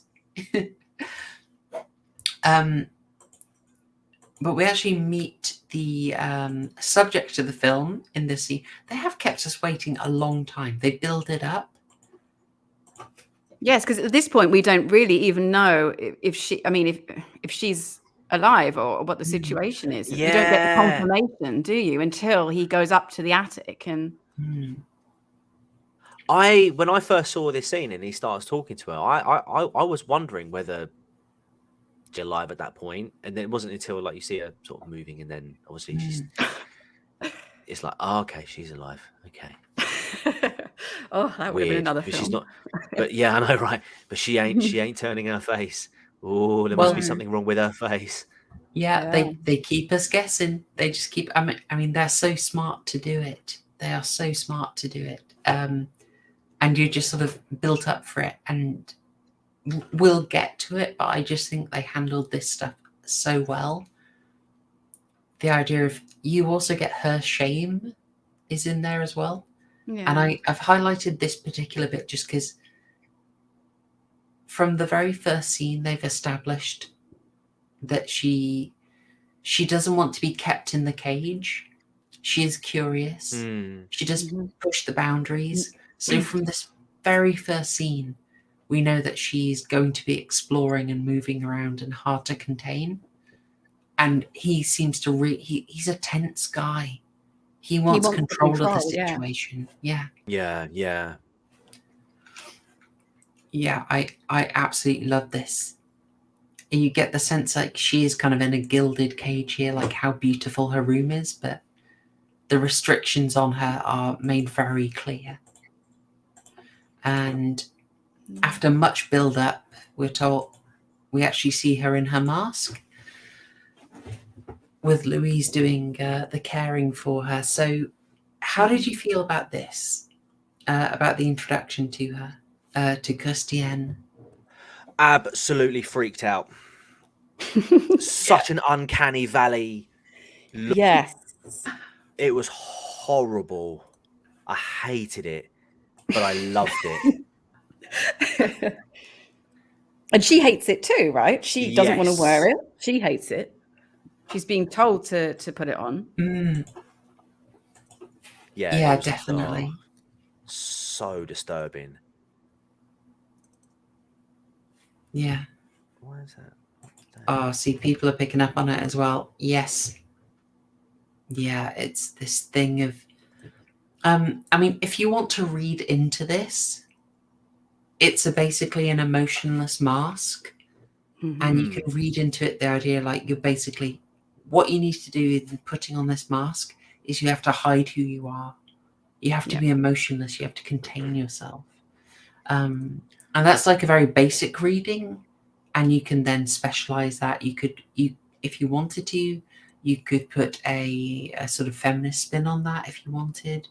And treat this as kind of an equivalent of the, what's it called? The Yellow Wallpaper style story. If you wanted to make that kind of reference. Mental illness. It just, on its own, it works so well. And Uncanny Valley, I think TCG is a perfect thing for it. Yeah. Think what a nightmare it was for, and I've got to check so I pronounce it correctly. Oh, it is, Edith Scobb, who is playing Christiane here. Think what a nightmare it was for her to do this acting. She's eye acting the entire time, isn't she? Yeah. No choice. Yeah. Oh my gosh. Fez, you've said the magic word. You have said the magic word. Yes. Very much. Yeah. In fact, I might just have the poster for that up right now. Do you know what I love about the eye expression when she's wearing the mask is it just looks like she's in so much pain. Yeah. Like not necessarily physical, but just such emotional Mental pain. anguish. Yeah, that's it. Yes, Yeah. exactly. And that's not the only one. I was going to do them all later. We might as well do them now. There's a scene later where there's someone's getting brain scans and the nurse is giving instructions and she says, ouvrez les yeux, open your eyes. And there is a Spanish film by the name of Abre los ojos, which is open your eyes in Spanish. You possibly know it best remade with Tom Cruise as Vanilla Sky. And where is it? So many tabs. Tom Cruise spends the film in this. Oh, that's Mike Myers as well, isn't it? Yeah, it looks like Mike Myers. Yeah, what I'm trying to get across is like this film is so influential. Oh, TCG, nice switch of the avatar. I like it. I love it.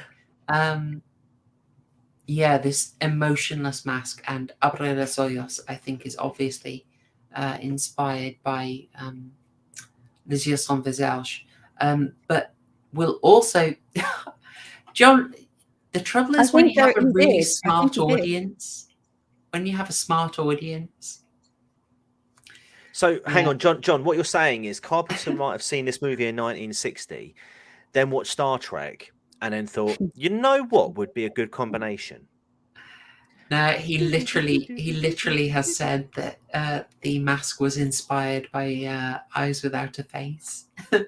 Oh, he has actually said that. Yeah. Yeah. Darn it, John, Wow. you're too smart. You're too smart for this stream. Much appreciated. Oh, that's really interesting, actually. I didn't It's know so that. cool, isn't it? Yeah. I love it. It is how haunting is it? Like, it's so minimal. You know, I mean, I would argue that the Michael Myers face mask from Halloween, pristine and in good condition, is far more scary than say like the stuff you're getting in the modern Halloween films. That's not to say they're bad films, like, especially like some of the modern ones aren't too, like the more recent ones aren't too bad, especially because John Carpenter's back on them. But in terms of, it's all gritty and dated, and you can tell it's been, been given a bit of rough treatment over the years. Whereas when it's just pristine, like this mask is just haunting, and the only expression that you can see is through the eyes. Horrible stuff. And your you know brain's what, being tripped by it, by like what her face is wrong. Her face is wrong. What's going on? Your brain is panicking over that. And it doesn't help that, and I mean this very sincerely, that her hair looks like it's a wig as well. I know that's don't think it is, though. I think it's not. It's her hair. I remember saying, it's dated, when I watched isn't it? It's really dated. Yeah, I remember when I watched it, when I was watching this after a certain scene happened. I was like, right, okay, now that's fixed. Just it is her hair. Yeah. It's a shame because she's really pretty and her bone structure is amazing. Definitely. They modeled the mask on her actual face, but it's just because it's immobile. It's just horrifying. Yeah, I was going to say, was the mask modeled on her face? Because it was very similar, wasn't it? Yeah. It's such a close fit. I kind of wondered if she was a dancer or something, because the way she moves. Yes. Yeah. It's I don't really know. Communicative. I can't see anything. Looking it up, I can't see anything. She's very graceful, isn't she? That'll be an interesting one. Did you get a kind of like androgynous vibe from her? No, not really. No, I wouldn't say so. When she's, I got a very childlike sort of, really childlike kind of, like a doll almost. But with the whole. I could definitely go with that. I could definitely go with the doll vibe. I thought she did have, when she's in the mask and the clothing, I felt like she was kind of like, her shape was sort of de-emphasized and made a bit more androgynous, and then it's something that she kind of, when she actually gets the face, like she's showing her real face, and that effect is undone. And I found that quite interesting. But Interesting. Actually. I just remember her being in this dressing gown, what looks like a dressing gown, nearly the whole time, with the collar super high up. Yeah. Same It's a really interesting one, and in this, she's exploring. She's from the very start we were told that she's she shouldn't be snooping around. She should behave, but she's not doing that. She's told that they've phrasing, actually. Fez, that's good phrasing. I think that's a better way of saying it. Like she's deprived of something that she gets back. I quite like. But yes, she calls her former lover, her fiancé, Jacques. I really like this. I really like this as a motivation for her. Like this fills in so much that she isn't able to express with her face. And TCG, you said you got clearly that she was calling someone special to her. Yeah. I thought it was like a husband. I didn't.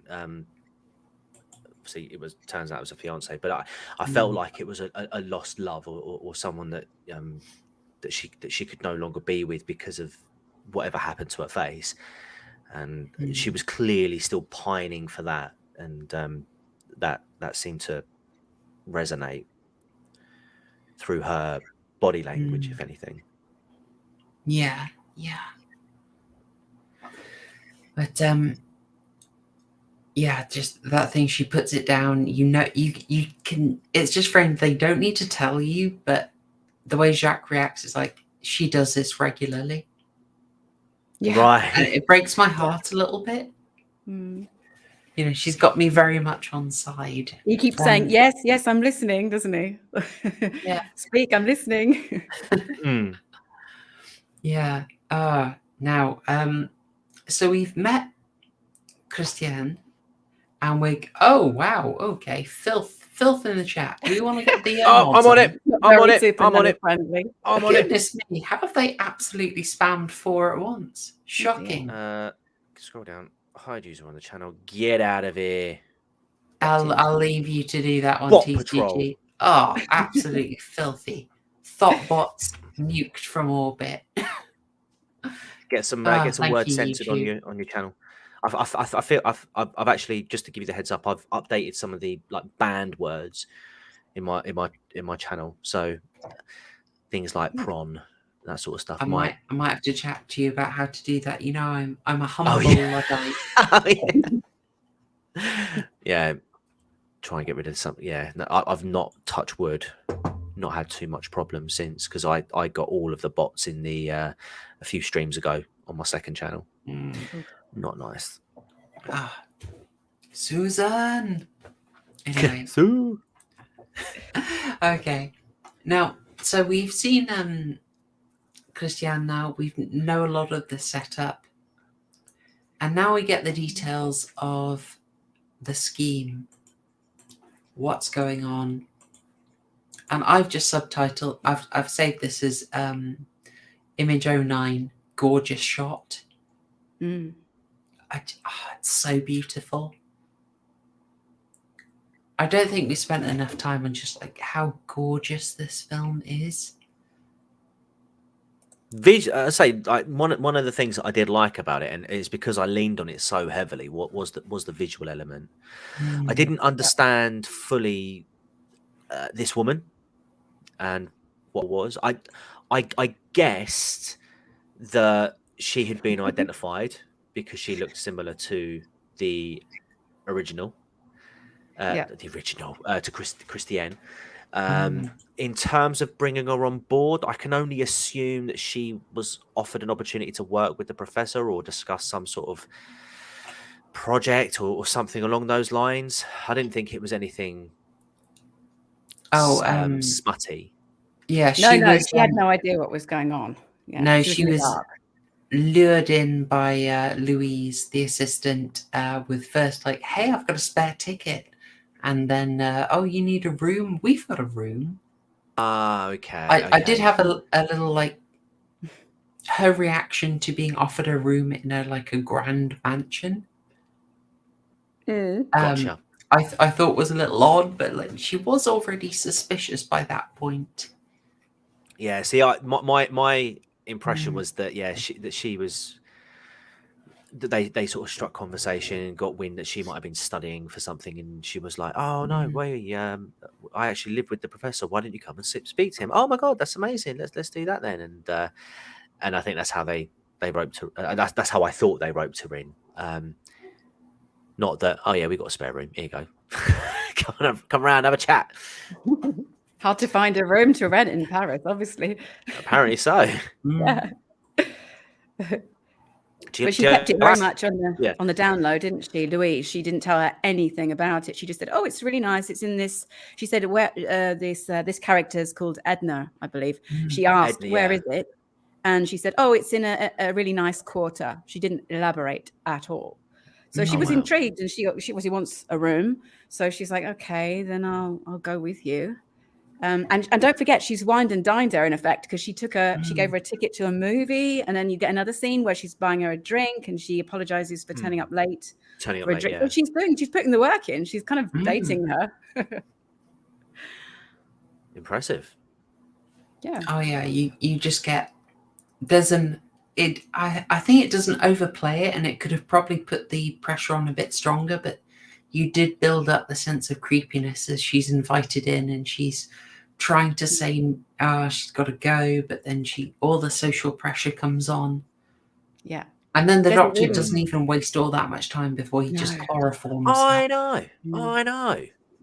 There's a really nice shot. Speaking about the cinematography, there's a really nice shot before she goes through the door, isn't there? Kind of but first it's outward. She's staring at the woods, and she asks, "What are all those? What are the dogs? Why are there so many dogs barking?" Oh yes. Yes. And then she says, "Oh," she doesn't actually answer it, Louise. She just says, "Oh, you'll be really secure here then, won't you?" Like, she kind of just diverts it. Oh, clever. And then she turns her around and shows her, and you get that establishing shot of the wide angle shot of the mansion, the downstairs floors, and you just see Louise open the door, and he's the doctor's kind of just standing there inside like a welcoming committee. It's a little bit funny, but it's really ominous as well. It gave me Kubrick vibes, to be honest. Oh, yeah. I loved it, but that was actually such a good catch. I was going to completely forget about that. Yeah, they established the dogs here.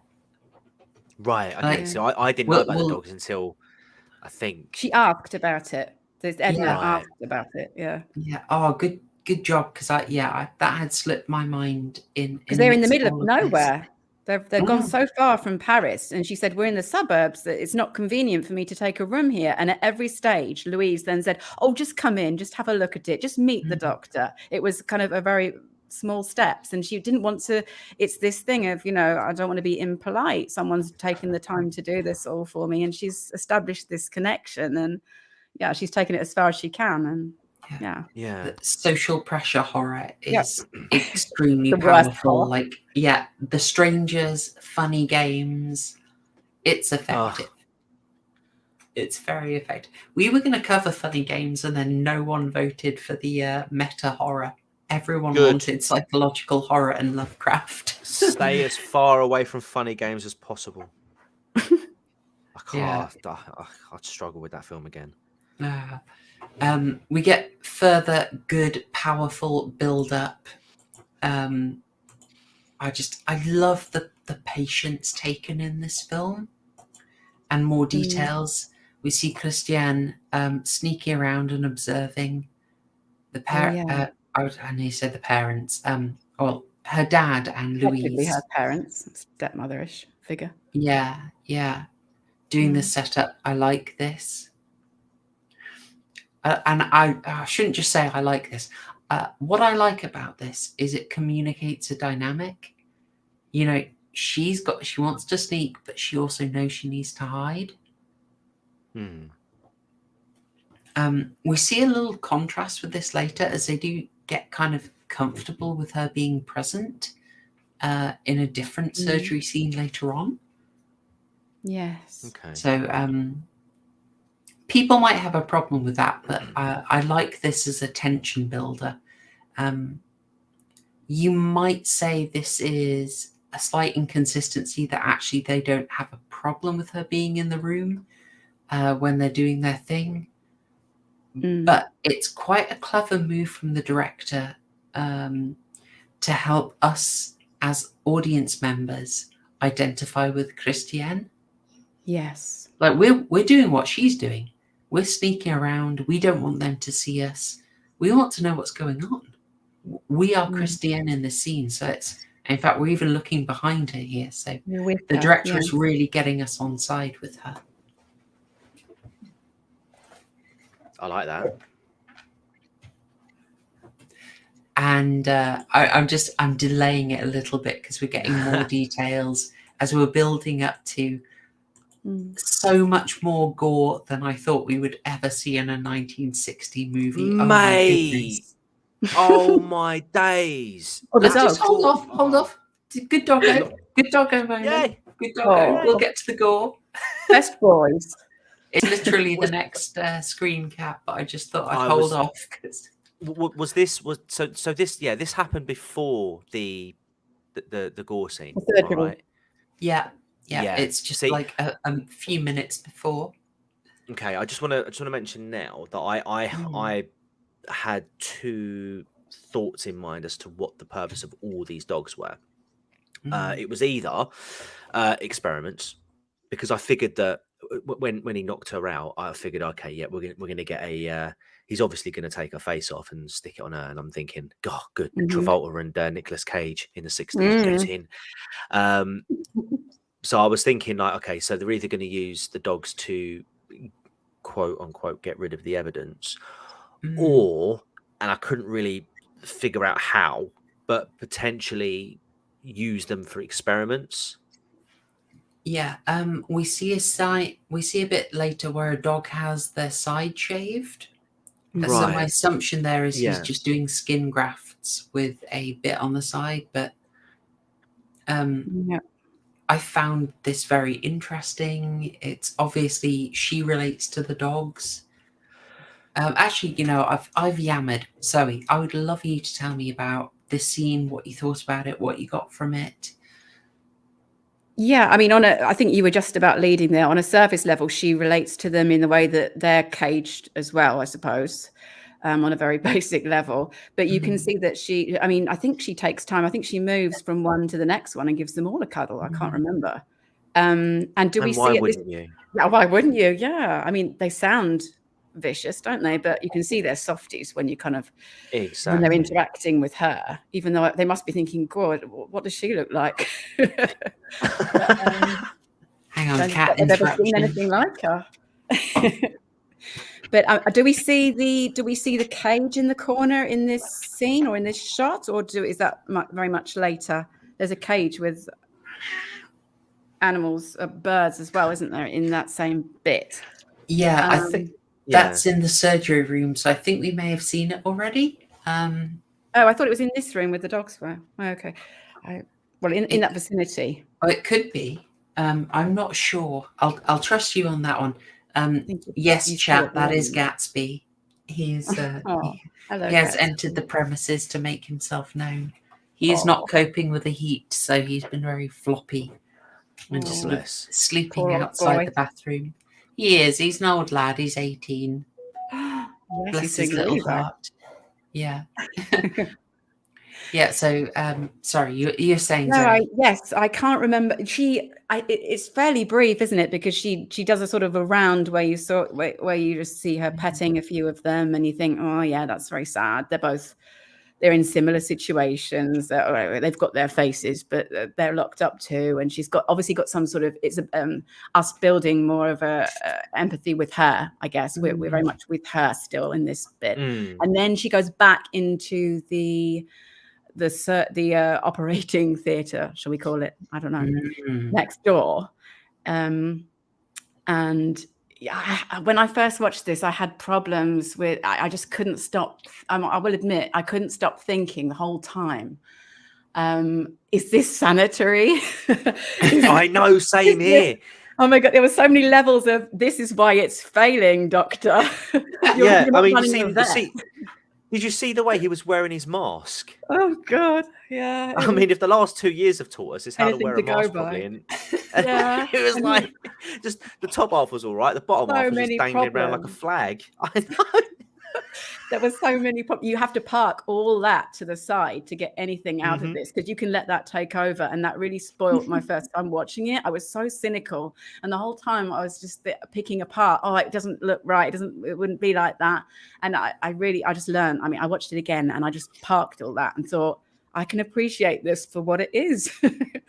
And yeah, she goes in, and I thought, is she going to free her now? My first thought was that. Is she going to have some pang of guilt? Obviously, she knows what's going on. She's not in the dark about what they're going to do. This girl's restrained. She's asleep at this point. I mean, up until this point. Is she going to do the right thing here? I mean, they're kind of putting her in a sympathetic light. We're with her. Yeah. And I was thinking, is she going to do something good? Or is she going to just let it happen? Does she want the face more than she, you can either way, you can identify with her. And that dilemma is so clear, isn't it? She's showing this compassionate side, but she's also got her lover that she really wants. I should say fiance that she really wants to see. Yeah. Oh, do you know, I'm just watching back the surgery scene now. And again, I don't know whether it's the latent autism in me, but after he draws like the outline as to where with a pencil, as he's going around, he's missing it wildly around the around the jaw area. Now I cannot believe how gory this was for a 1960 film. I was not prepared for this. No, I was not prepared. So the closest thing I'd well, we've looked at stuff from 1960. Peeping Tom last week, there was nothing. Like almost no blood at all. Psycho will be in black and white and has almost nothing. All implied. There's some implied stuff. The most you see is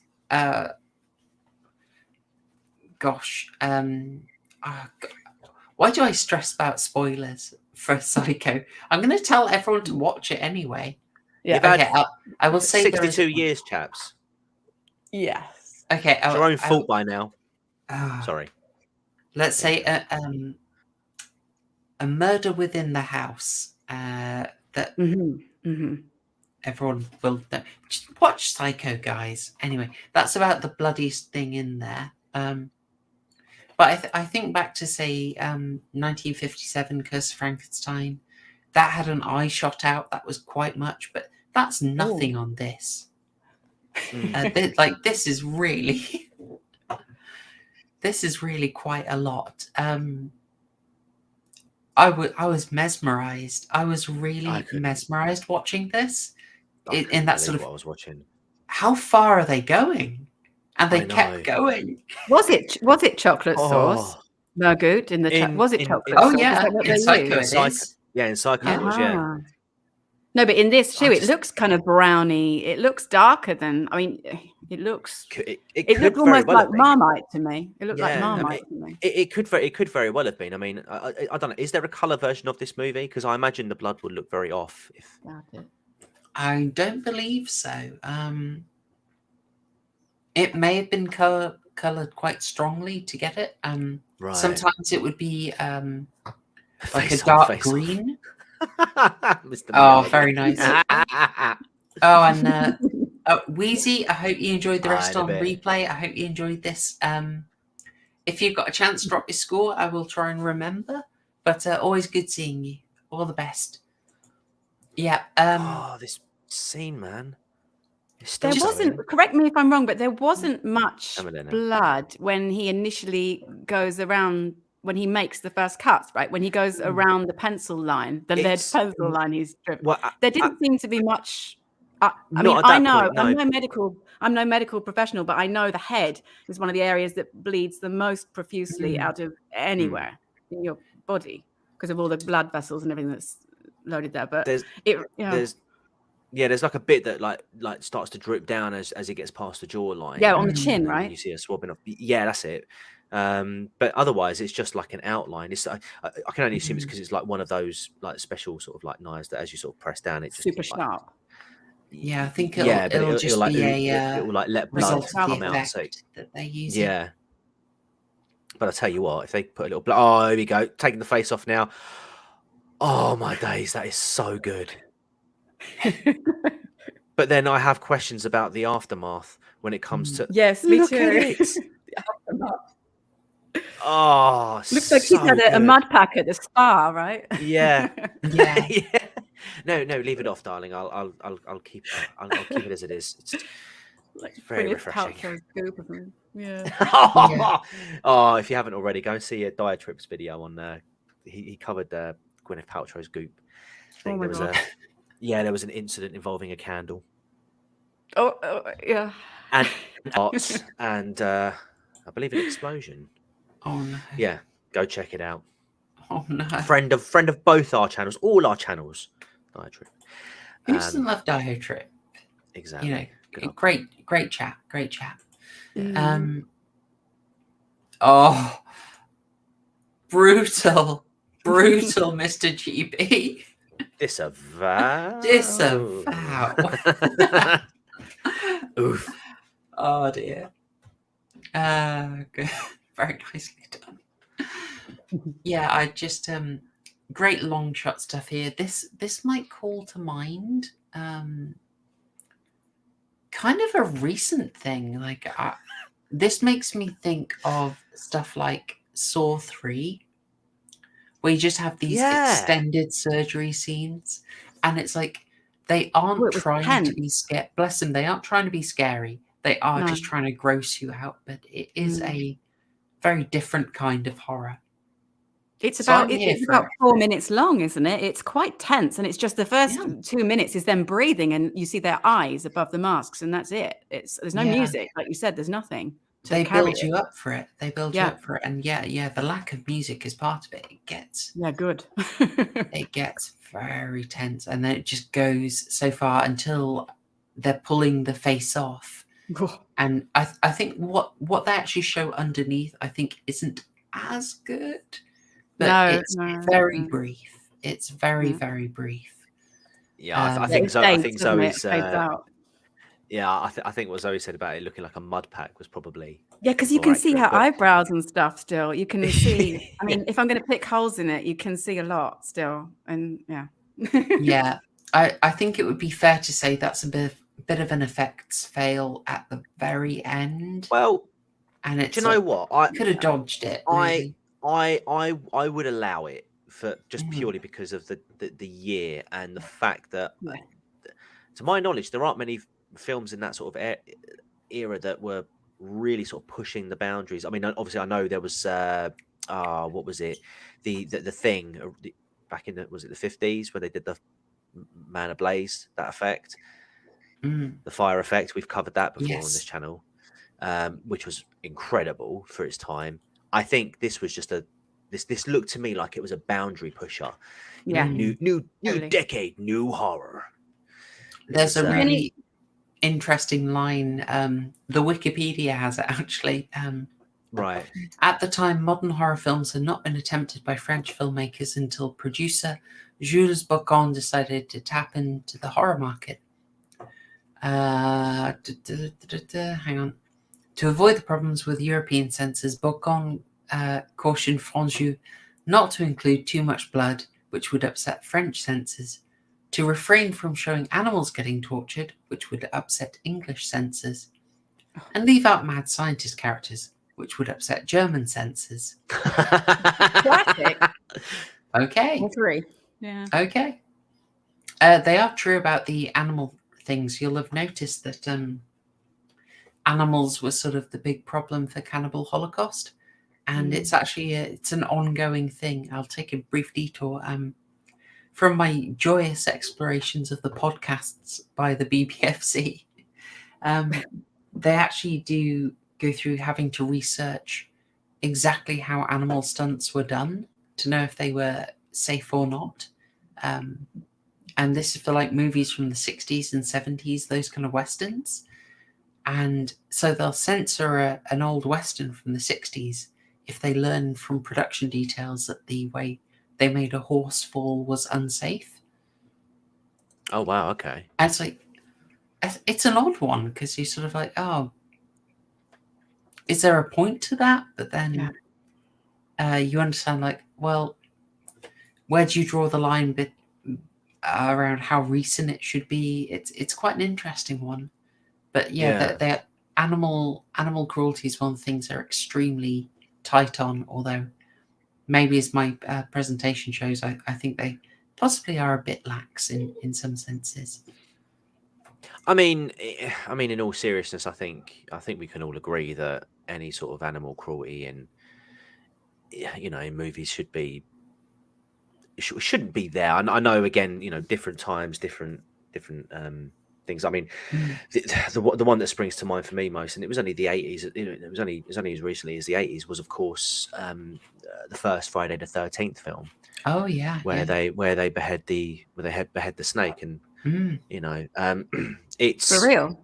It's a real snake. I haven't seen it. Snake. Oh wow. Okay. But yeah, Apocalypse Now, similar scenario with a bull. Oh, of course, yeah. Oh, that's horrific. But yeah, like, sorry, go ahead. But no, I mean, I don't think there's anything much that we can do. What happened back in the day, and nor should we really sort of judge people by the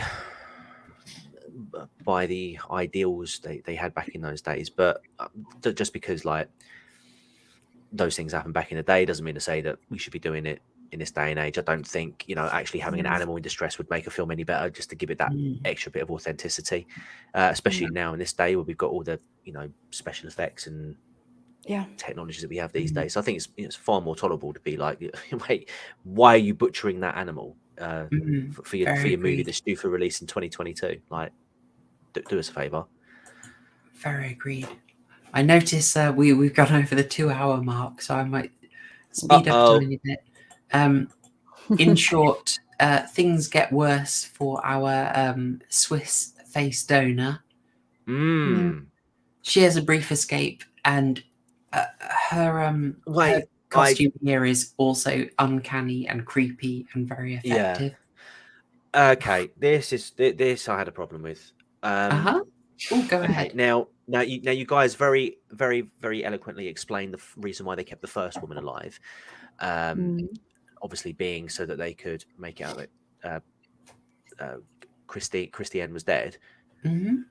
Why keep this one alive? They got what they wanted. We don't know if they kept the first one alive. I assume that she'd just died from complications of the original transplant, and he'd capitalized on that and thought, right, this is a way for me to get Christine dead, so that no one's looking for her. And actually, they said if I'm wrong, correct me, but the Louise character says something like, I think the doctor asks how's she doing, and Louise character says she's okay, and he even goes as far as to say, yes, give her food, make her comfortable. I think he's not thinking about what they're going to do with this character. It just seems really strange for me, and I think Haryan would have mentioned this as well. It's like they've got a face now. They just don't need to, like they say, they've got the dogs. I think they are genuinely they're a bit hesitant about it. To kill her off. I just think it's stupid because they just ripped her face off. Yeah, and she still looks so beautiful. You can see through the bandages. It's bizarre. Yeah, it's just so odd. Like, I mean, unless there's a medicinal purpose to keep her alive, I just don't see the point. Like, what are they gonna do? Like, just keep her.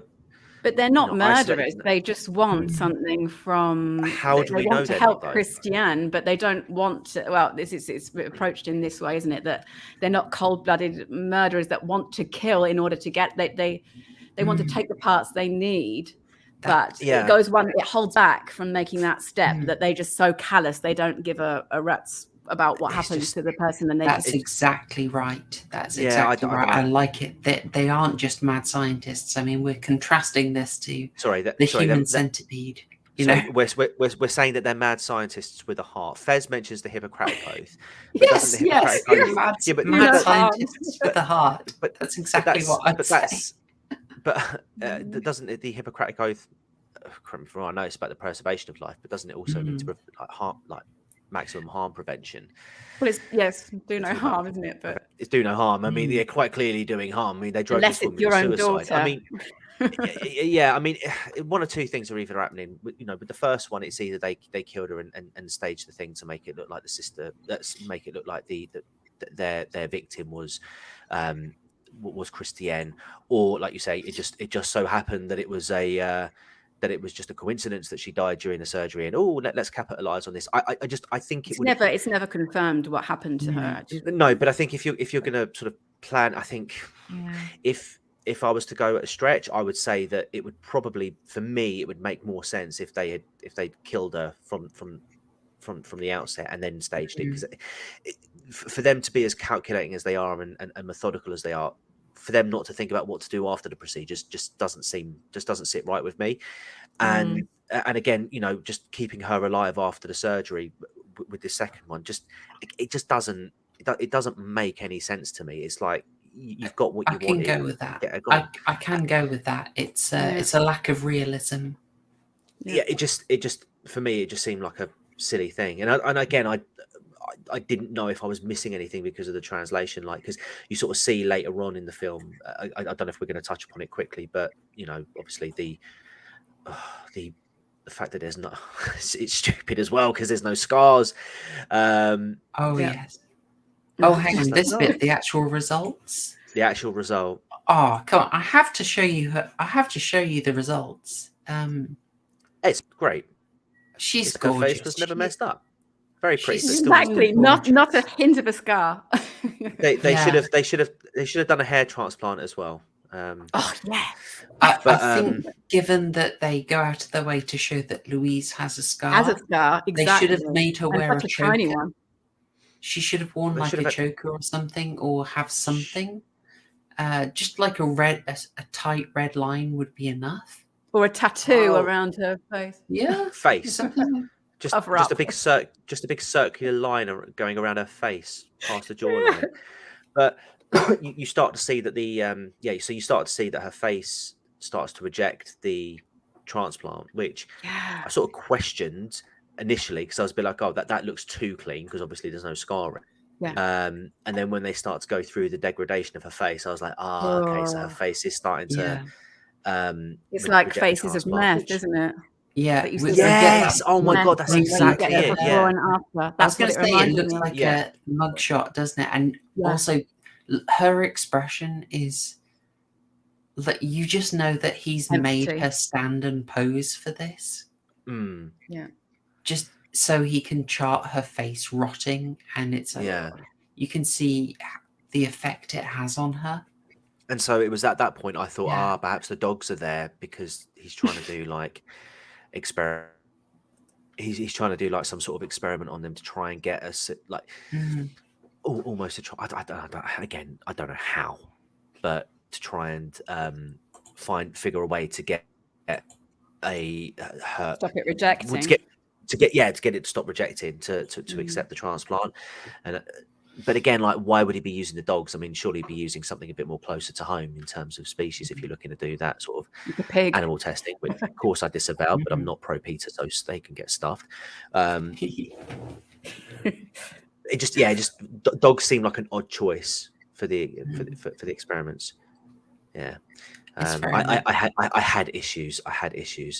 But the operation scene was fantastic. Some of the plot points, to be honest, I think we've all had a bit of like, does that make sense?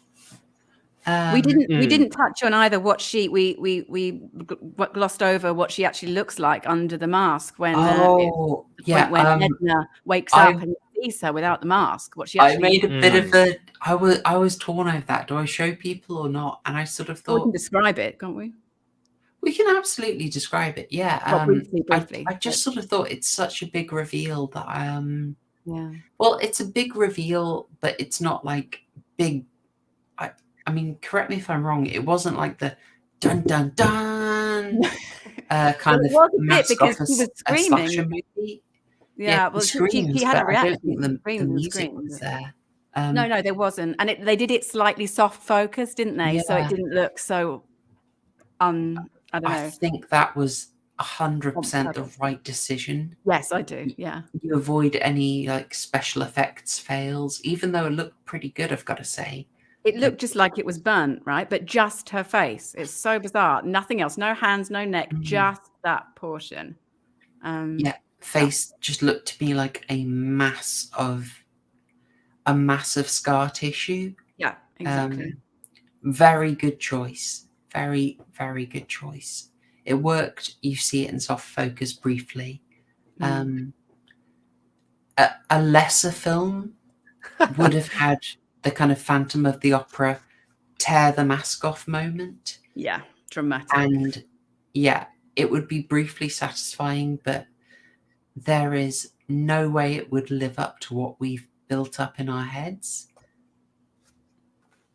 And it also possibly, I think it would kind of jar with how much we've humanized Christiane. If you then suddenly go, monster. Yeah.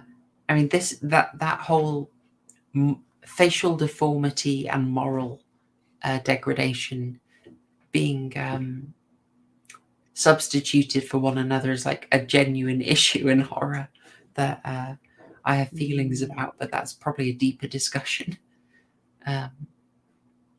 I'd probably put this in the category of films like Todd Browning's Freaks or El Orfanato, or the House of Wax remake from 2015, starring Paris Hilton, that tries to get away. Was it 2015? Oh, was it 2005? It might I think it was 2005. Yeah. That try and get away from the idea of facial deformity equals bad person, and disability in general equaling horror. Yeah. I mean, it's a complex thing, you know. I don't want to annoy any Ed Dutton fans in the audience, but there are points where it can be too simplistically drawn. Unexpected House of Wax reference. I love the screen cap though. Her tear going down the face when the mask has been forced on again. Yeah. And she wants to end it here, doesn't she? She's pleading with Louise. It's not going to work. She has absolutely no faith in her father by this point, because her hopes have been raised and dashed at least twice that we know of. And it could have been previous to that. Yeah. But she's at the end of it and she just doesn't want to continue. I mean, the only ray of anything she's clinging to is her phone call that she makes occasionally, where she just hears her fiance say a few words and she can't ever say anything to him. Yeah. I also, since she's talked about her think it's failing, point out just after the dinner, do you remember the dad, Professor Sargon, heads out with Louise and he's smoking and not the old chatbots again. Back in again. I'm on it. All right. Absolute filth. Bot patrol. Yeah, I'll trust you to remove the bots. Goodness me. He comes out after that meal where she's being beautiful and just so lovely. And he just comes out and he's like, he says, "I failed." Like he's done that little inspection of her face. Yeah, and he says, "You're not wearing makeup, are you?" And she says, "No," because he's seen that it's red. It's sort of like a sort of heightened color, and he says, "That's it." He knows straight away, and him saying it's failed, and then we go straight into the montage of her face decaying, which is so upsetting. And I'll be quite brief about the next bit, which is basically the police. She's shambles because she's so confident about the new face. I think she's a bit buoyed up. She calls Jacques again, and this time she speaks. Yes. Can we just say, Bilbo, you haven't seen Professor Sargon. Let me help you out. I'll find him for you. This is our I don't want to say mad scientist, but here we go. There you go. Yeah. So, ladies and gentlemen, before I begin today's presentation, I just want to talk to you about a little discussion that we had about King Canut on the lotuseaters.com website, where you can sign up to become a member for just £5 a month. I'm wondering how Alcibiades thought about kidnapping random Swiss women. You can. Callum has a segment on that as well on for our silver tier members. I miss Hugo presenting the podcast. Yeah. Anyway, gosh.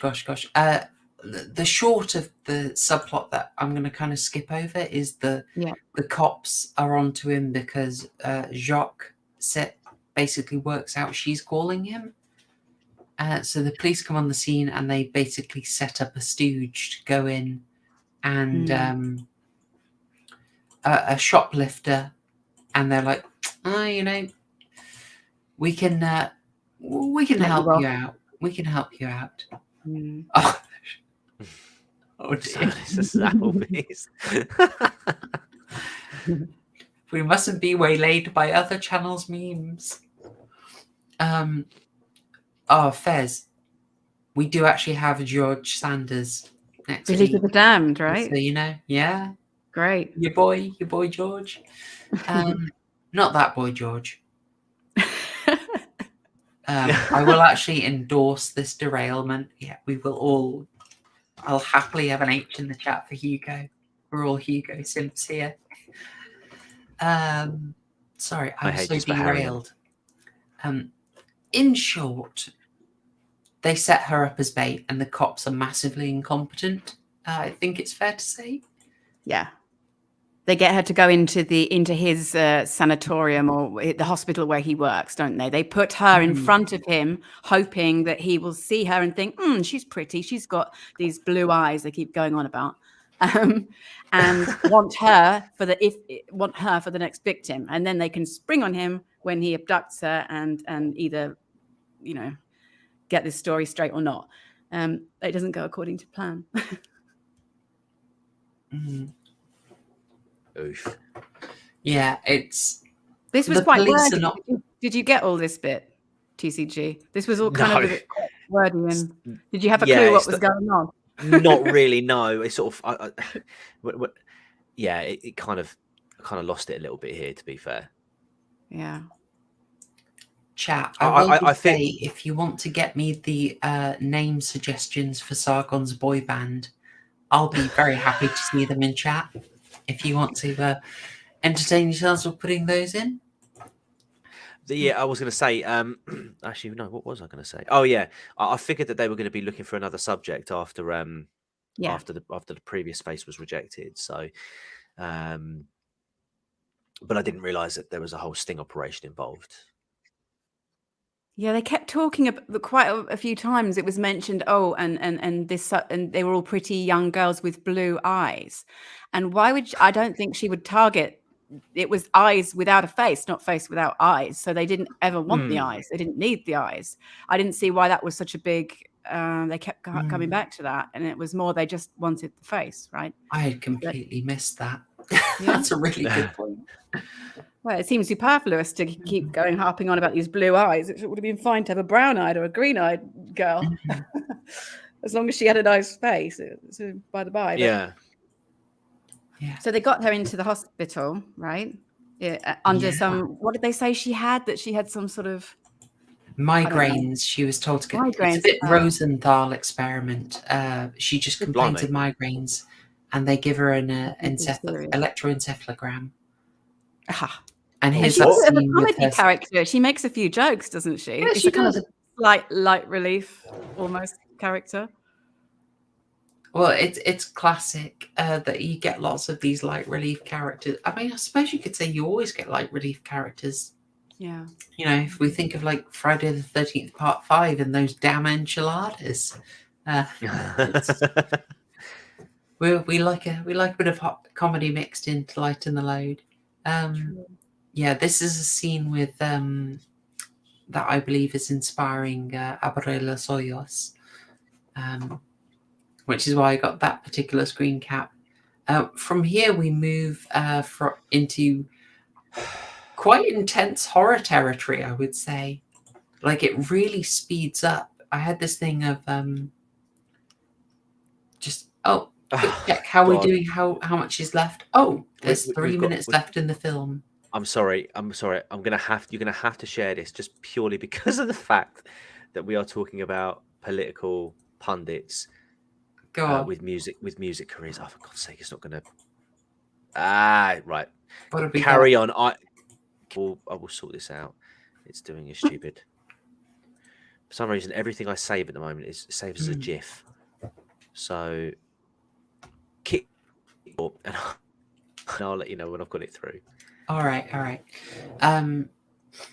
So we see a bit of a repeat, and in classic screenwriting, you can't show us the same thing. Oh, very nice. Sargon of Acapella. Yes.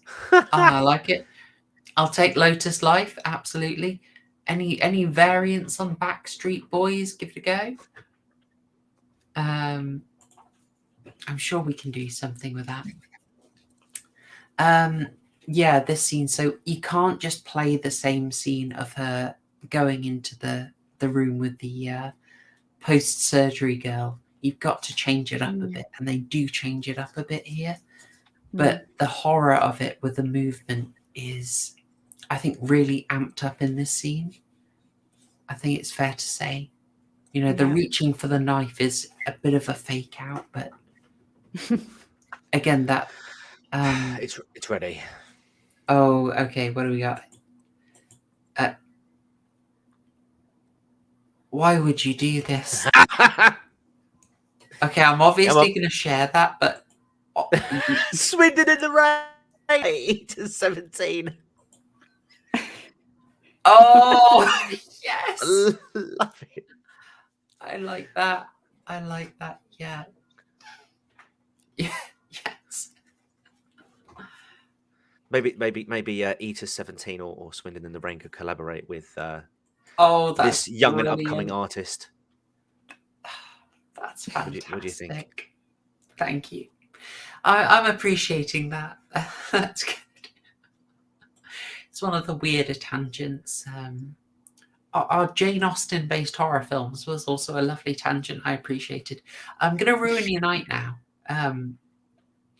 But it's TCG's fault. I do trust you'll apologise for this. No apologies. Why does this exist? Oh, God.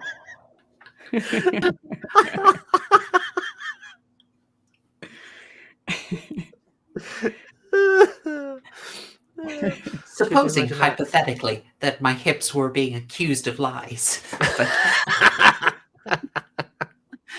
It's the grin. Oh, now I know why Gerard Piqué left, though. Oh, God. Oh, no. Terrible. Okay.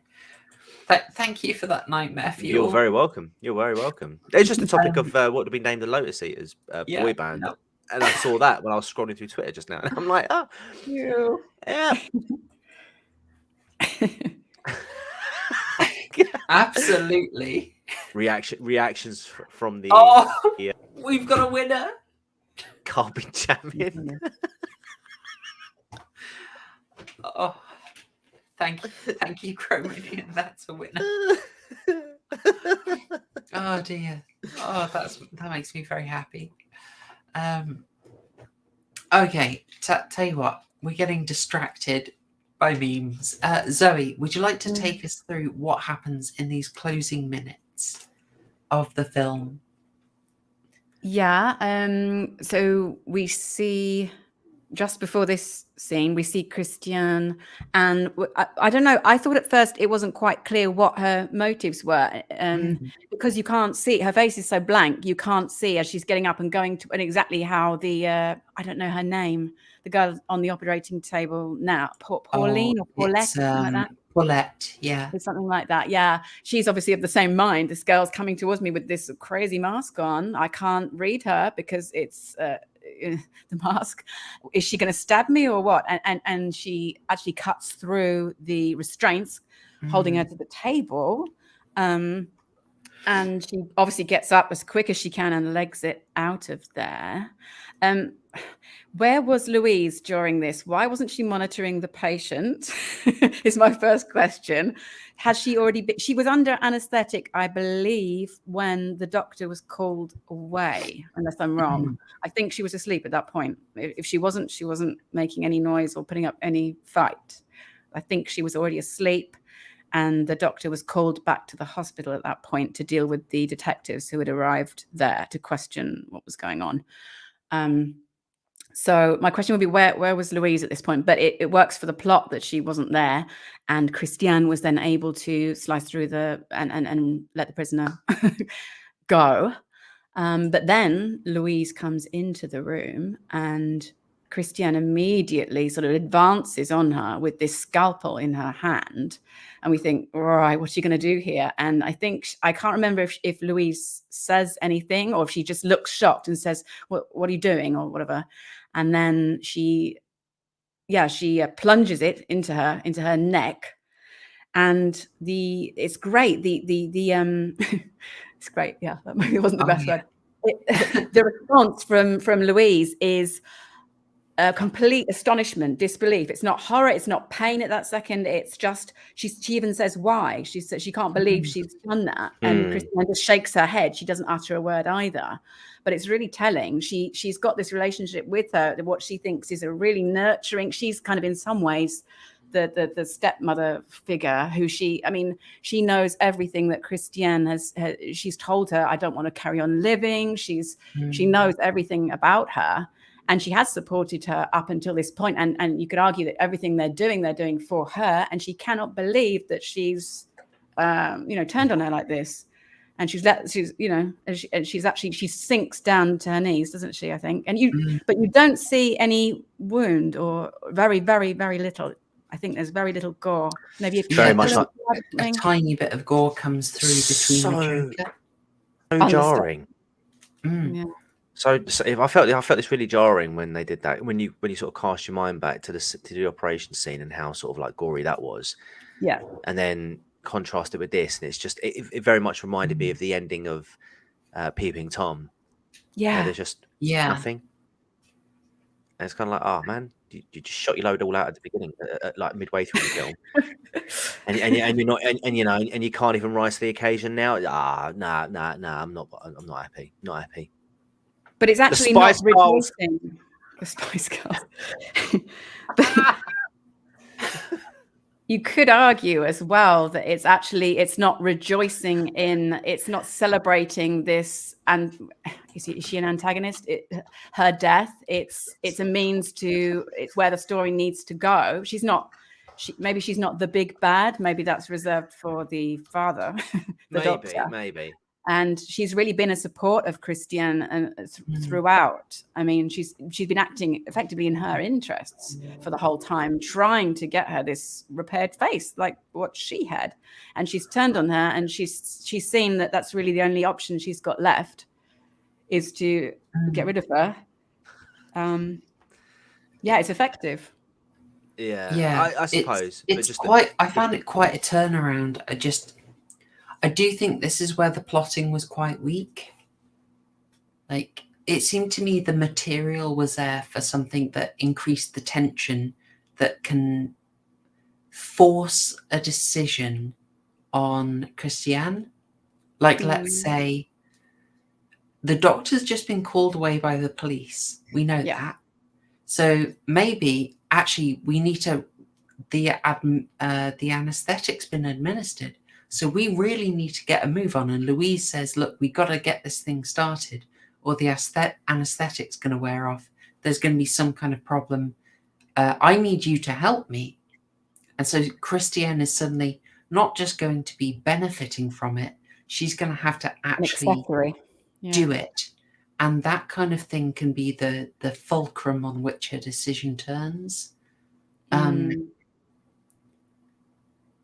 It was too conveniently out of the blue, out of character, that she just stepped up and decided, right, this is the moment I'm gonna change it. It just seemed like it the shots and the movement made it more horrific, but I just felt like the tension could have been better orientated around that kind of crucial decision that she has to make. Because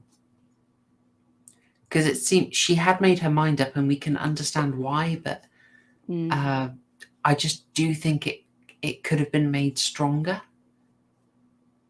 Especially I think because time was running out for it as well, though, because although it felt like it came from nowhere, there'd been a lot of pausing, waiting, all this stuff with the detectives, and there hadn't been much action for a little while, I think.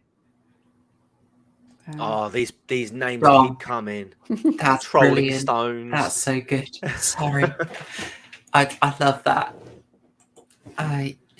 Yeah, it's a difficult one. Like, this turnaround did come very quickly for me. And I will praise the imagery to the hilt. I think it's utterly gorgeous. I do think possibly it was rushed. Yeah. It was a little rushed, but it does give us... Let's maybe look at some of that absolutely beautiful imagery we get. Yeah, it was very backloaded, wasn't it? Because there was a lot of faffing around. I can't put it in any other way before that, and it felt like everything then had to happen in the last 5 minutes. Yeah, I really didn't care for the police plot at all. I felt like the police were kind of a waste of time, and all the drama was nice and internal here. So I like that. But this is a lovely payoff after what was set up. And then there's a shot that comes later that I thought had to be... The director must have been absolutely over the moon when he got this shot. She releases all the doves, and then one of them just lands on her shoulder. Bless her, Edith, why can't I remember them? Scob. Yeah.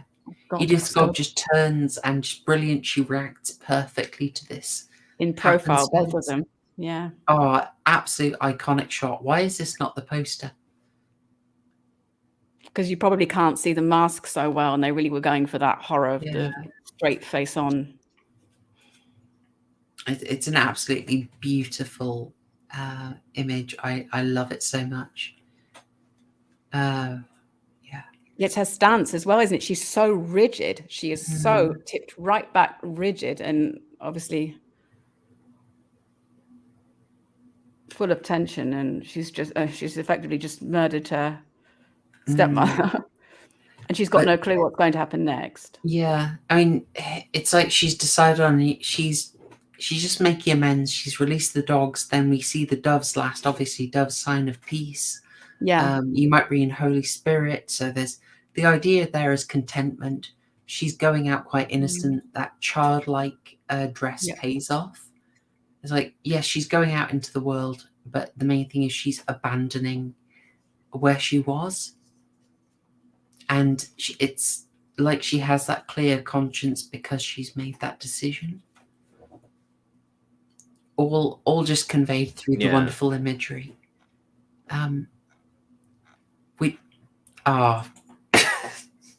Cardigans. The cardigans. Wow. What a callback. What a callback. I love it. Wow. Excellent.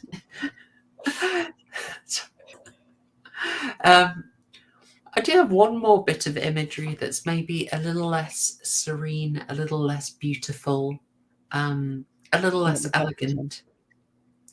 And that would be, now that she's released all of the dogs, her father's fate is confirmed. He gets his just desserts, doesn't he? He does. It incredibly just desserts. Susan might not like this one, but I have to show the result of that, because you get the usual shots of like dogs going around someone very actively to do an attack, and they do a good job, but they also show us the aftermath. And again, I remind you, this was from 1960. It's mad, isn't it? It's I just so astounded by what they got in there, and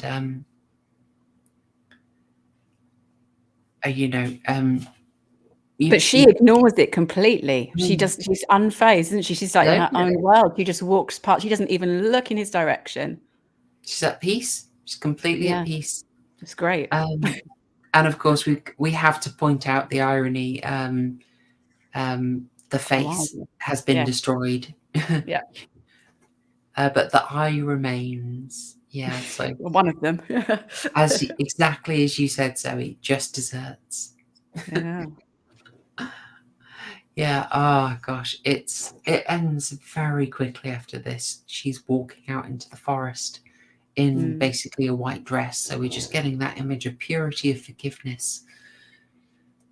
We don't know what her future is, but she's moved on beyond that. Yeah, it's really surreal, isn't it? It's kind of a little bit misty and Yes. Oh, and it's playing that song, that same music from when she was slowly dancing, in the house. Did you notice that? The same sad tune, but a kind of almost it's almost a dance. It's in 3/time. It's like a very slow kind of waltz or minuet almost, and it was really beautiful. Almost when she was like twirling inside the house, and you saw her looking at the picture on the wall of herself, the portrait of her with the dove. It's that same theme, the same music, and it just goes out in the same way. Nice. I hadn't realised it was the same tune, but I am absolutely terrible at recognising music. So, yeah. Oh, I love it. I love it.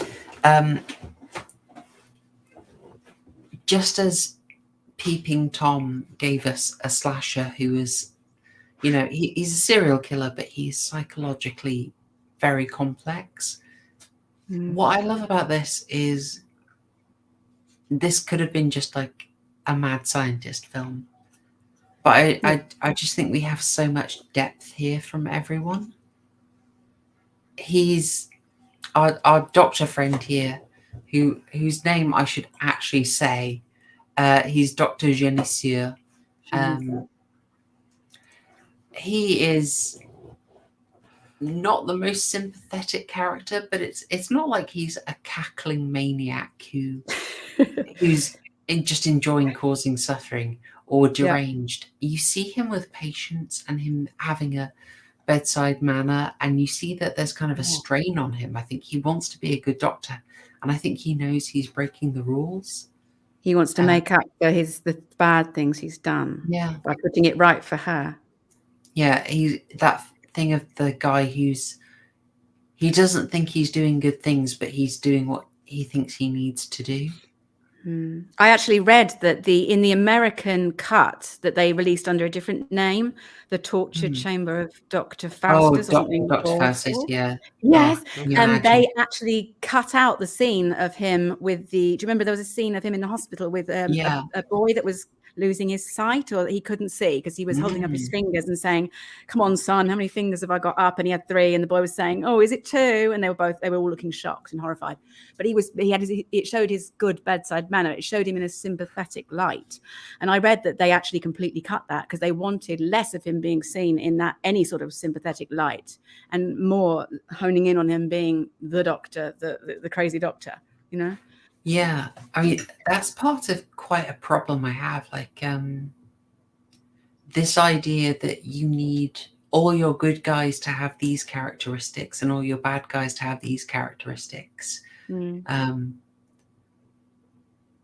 rather than having built-up characters, complex characters. Have you seen Gran Torino? No. I think you'd really like it. Or possibly I've got bad taste, but it's Clint Eastwood as a really grumpy Vietnam vet who's saying all sorts of things that you can't say on the BBC. Yeah. But he's not, basically he's a very racist character. And the types of slurs he uses kind of help you see that I think he's Korean War. I could be wrong, guys. It's Korea or Vietnam. But he uses slurs related to that time. And but he's not just a bad man. He's not just an irredeemable racist. He's a complex guy. Layered. Yeah. It's the bravery of, look, we'll have a guy with values that are deemed unacceptable today, but that's not all he is. He's got a lot else going on. Really, really good. I'm seeing a lot of love for it in the chat. Yes. Yeah. Gran Torino, great film. Really enjoyed it. And that kind of thing here of, I don't want just one-dimensional villains. I like complexity. And this sort of thing of, he's obviously not comfortable with what he's doing, but he's going on with it. Yeah, because he's gone down that path. It's gone down the point of no return, really. Yeah. And so I really liked it. I'd like that extra layer of complexity. I mean, I was also very happy about the level of gore we got. That was a delight. But, you know, good. But again, contrast it to the woman, just the old little jank in the neck, and that was no very effect there. Yeah, I think that she was more sympathetic, so they reflected it accordingly, right? They didn't give her a horrific death. I suppose. Yeah, she was as trapped. He was kind of as trapped as Christiane in one way. She felt obliged because he'd saved her face or whatever from whatever accident she'd had before, and she obviously, I mean, they were in a. I'm assuming they were in a romantic partnership as well as her being the secretary and Igor, or what's the female equivalent of an Igor? Igor, I don't know. Igorette, yeah, perhaps. Yeah, I think. But I don't know. I think it's just a gore hound in me that wants all that blood and guts and stuff. Yeah, it's nice to have a little tension release, isn't it? You do have all that build up. You kind of want a bit of the burgundy splashed around just to. The detectives, the police should have got it. They were useless. Oh, they were so terrible. I would cut them from the film. I think you'd want a complete rewrite to make the police not useless. But we're very much at the end of the film now, and to avoid the wrath of Super Nanny, we should probably start rounding up. So I would invite you all, especially chat, if you have seen it, get your scores in. I really want to see them. If you're new to this, the score system is out of 12 burgers. Also for Sargon-related reasons, now that I come to think of it. But I'll ask the panel for their closing thoughts and score now. So, Zoe, would you feel okay going first? Yeah, I mean, to give my thoughts, the scores, I don't know. I don't know what I'm judging against because I haven't scored them before, so it's difficult. But I mean, I liked it, first thing to say, more so on the second watch, where I could put aside my initial gut reactions to things, which I think kind of hindered the first watch, the cold watch that I did. And things like the music being so obtrusive and the things I just found certain things completely unrealistic, and I had to get over myself in order to, I had to put it in context of the time for one, and take it for what it was. I think it's really interesting somebody had mentioned that I read that when this came out, 1960, the actual first half, it wasn't even a full face transplant, but the actual first half face transplant wasn't carried out in France or indeed worldwide, but it was in France until 2004 or 5. So a good 45 years later. I don't know if you might be familiar, TCG. It was that case where a woman, I think she either overdosed or fell asleep, something went wrong, and a dog attacked her pet dog. And she was left with, it was a partial face transplant. Yeah. To show you that it wasn't on the horizon, it wasn't thought of as being possible to even achieve at that point in 1960. So I thought it was incredibly, the film as a whole was incredibly atmospheric and beautifully shot. I didn't have any problem with that. I thought it was great. I liked exactly what we just talked about, the fleshed out characters. The fact that you could identify, I mean, with all of them to a certain extent, but particularly the women in it for me. The doctor was a bit more straightforward, but even him, they tried to balance out with these scenes of his bedside manner and all the rest of it to try and show that he was kind and compassionate too, I guess. If I had criticisms, it would be, I think we've established, the pacing and the plot, possible inconsistencies and too many things that were too easy, that just sort of weren't left, things that would have been up to chance, that sort of fell in the doctor's favor, I guess. And this reliance on the police and authorities' complete lack of skill or determination in kind of looking or even being that interested in any of the leads that came up. I think maybe that was a ruse, and it was perhaps that was the only plot device which would then enable Christiane to kind of take control at the end, because instead of having, for instance, the police or her fiance rush in and rescue her, she was kind of able to, I mean, it happened very, very late and it happened very suddenly, but she was able to, after all this time of waiting, seize control. And I guess you could argue she was in charge of her own destiny by the end. She took it upon herself to rectify the situation she'd found herself in. And well, we all saw what happened. But I mean, it undoubtedly, I think, influenced a great many films that we've talked about that came after it. And I'm thinking of the surgery scene particularly, compared with what we're capable of producing now, was so shocking for the time and scandalous. I think it was received, I don't know, the critics, I saw a review of the critics, it was very, very mixed. They said some people absolutely hated it. Some people, occasionally, a few people liked it, loved it. I don't know. I guess I have to wrap it up a bit. But so in all, there was good sides, bad sides, and I would probably, if I was forced to give it a score out of 12, I would say something like maybe an 8, but with not much ketchup. Is that what we say? Not much ketchup. Fine, yeah. Ketchup is our stand-in for blood and gore. Yeah, not much of that. Really, I mean, maybe some brown sauce. Yeah.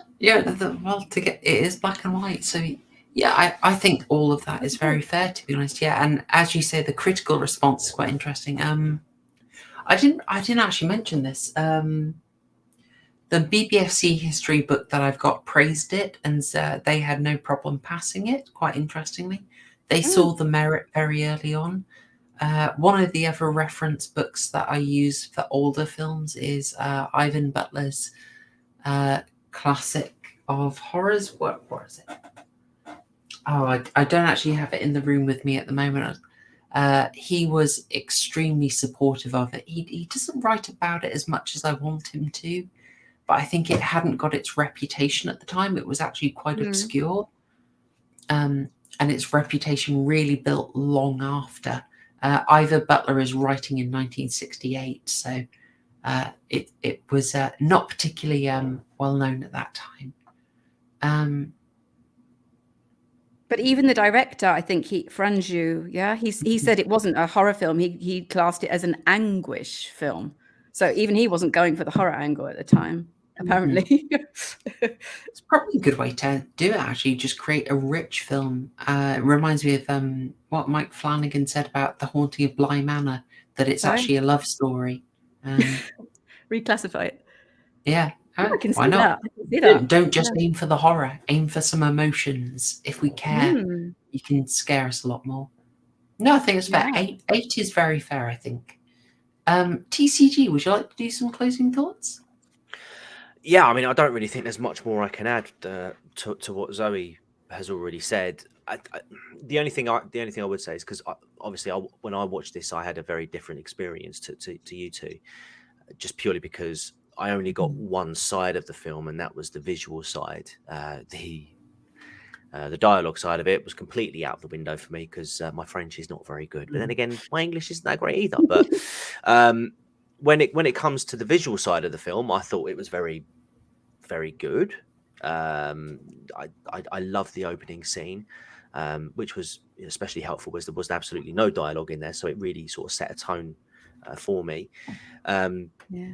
Things like the mask that Christiane wore was absolutely haunted me, and the expressions that she gave through the eyes really sort of me who was watching it as to how she was sort of feeling and what sort of emotions she was expressing, which I felt was good. Because to have that much of your face, bot patrol, bear with me. I'll do them. No. I'm the bot patroller. All right, Okay. there we go. And then I'll just update the chat. Sorry, guys, bot patrol. But yeah, so to have that much of your face restricted, and yet still convey emotion just through your peepers, basically. I thought she did a really good job there. There were some aspects of the story that I didn't quite get for one reason or another, whether that be language barrier, which I will absolutely forgive the film for. It's not their fault that I can't speak French, despite Mr. Gently Benevolent saying that my French is fine. Yes, it's terrible, but then is he implying that all French is terrible? Maybe so.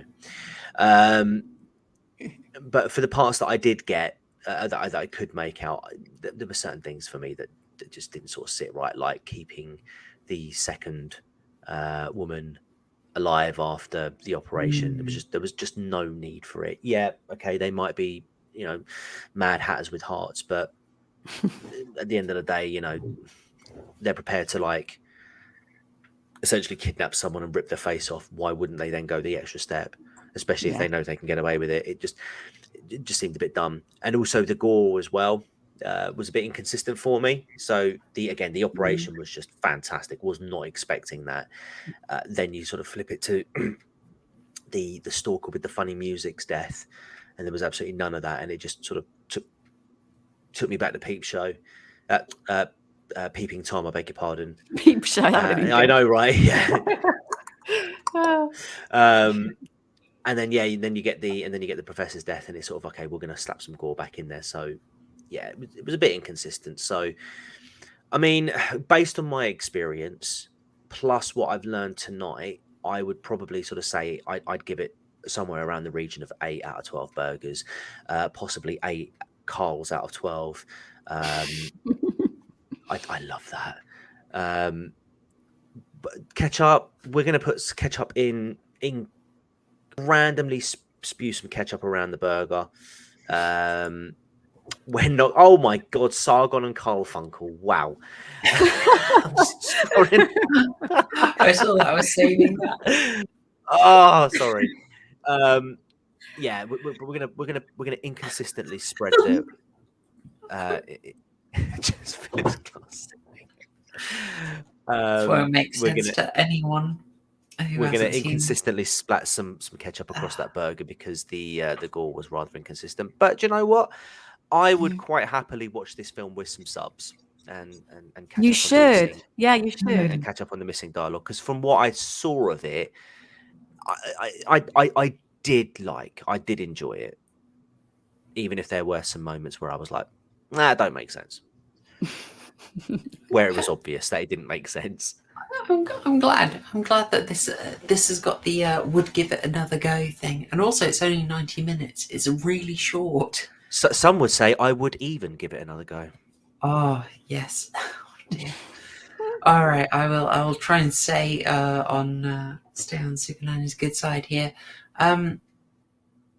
Yeah, not much to add. I think you've nailed it. The plot, the visuals are incredible. The performances are great. We've got deeper characters. I think Louise as well is really... You could talk about Louise a lot. She's fantastic. There's so much depth to her, and her sort of interesting dependence on the Doctor sort of gives her a bit of a blind spot to Christine. I really like that. Yeah, Louise is really interesting. If I watch it again, I'll be paying a lot more attention to her. But plot-wise, I think I could... I don't know. I think there's a lot I could adjust to make it work. So I'm thinking like the police were kind of useless. I'm still not sure exactly why Christiane needed to have her death faked. There's a lot in the very basic premise that I think needs sharpening. So that would be a problem for me and detract from the score. But it's not going to stop this being a high-ranking one. I really enjoyed this. Oh, and the fact that the gore was creative and very ahead of its time. Absolute bonus for me. So, gosh. I'm probably somewhere like an 8.5 to a 9. The story structure is an issue, but I enjoyed it a great deal. So, yeah, I think maybe an 8.5 is about right. 8.5 Carl's Jr. burgers with a healthy dollop of ketchup. Maybe a bit more than expected. Yeah, this was a really good. We got a late one here, a 12 out of 12. I am glad you liked it. I'm glad you liked it. Yeah, it's absolutely beautiful. I think that plot does need a bit of a bit of perking up, but yeah. All right. And I know if he were here, Haryan would be saying it as well. He'd have given it a really hard time over decisions made, so I don't want to overlook that. But I think with that, we will draw it to a close for tonight. This is the second episode of our August arc, and I will try and find the rest of the August arc so you can see what's coming up. I think I've given you a preview already, but just in case I haven't, this is what we have coming up.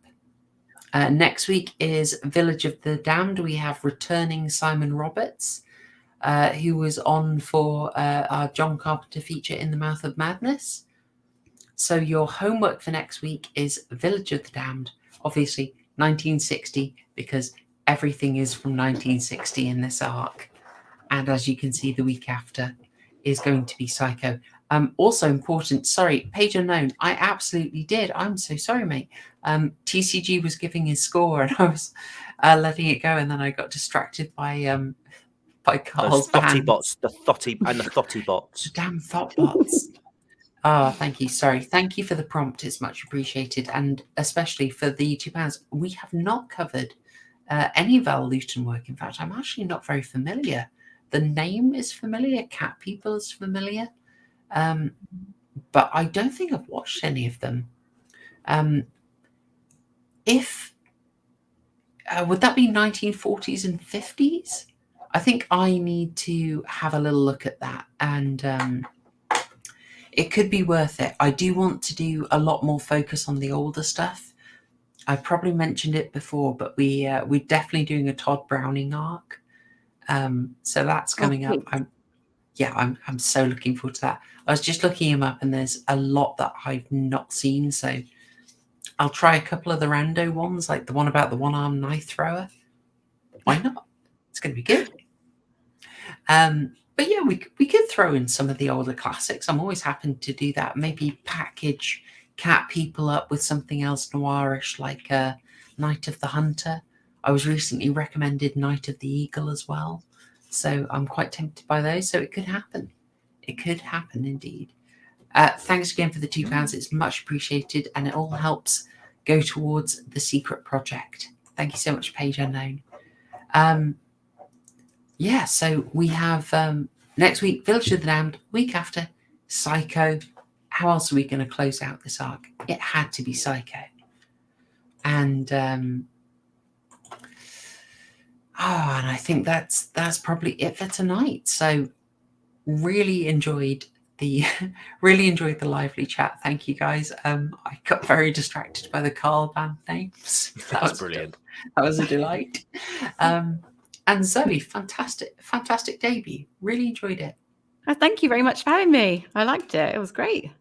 I saw in the chat, Waifu approved of your contributions. Oh, good. There we go. Thank you. Oh, I missed that. Thank you, Waifu. Yeah, no problem. Well, if Waifu approves, I'm not going to argue. No, I thought you had a really good taste. And you approve.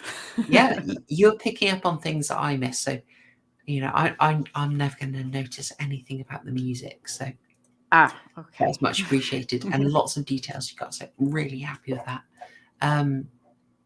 And definitely be offering you a few more a few more things coming up. Right, October exciting. coming up. Yeah, you can imagine it gets busy in October. Oh yeah. For me. So massive thank you to you. Thank you also TCG. I'm glad you enjoyed it and stuck through it, even though you didn't have subtitles. That's fine. Yeah, don't worry. kudos for that. That was a hard Loved slog. it. Yeah, no, no. Do you know what? It was all right. It was actually quite fun. Like I said, I kind of did it self-inflicted when it came to Attack on Titan, and so it was. I was like, it's just an hour and a half of that. Whereas I can do that. Let me see what I can interpret from it. Nice. All right, and well, I think that is us for this week. Thank you so much for watching it. If you're watching it on the replay, I hope you enjoyed it, and I hope you're going to return next week. And I will leave it there. All right, folks. Thanks, y'all. Cheers.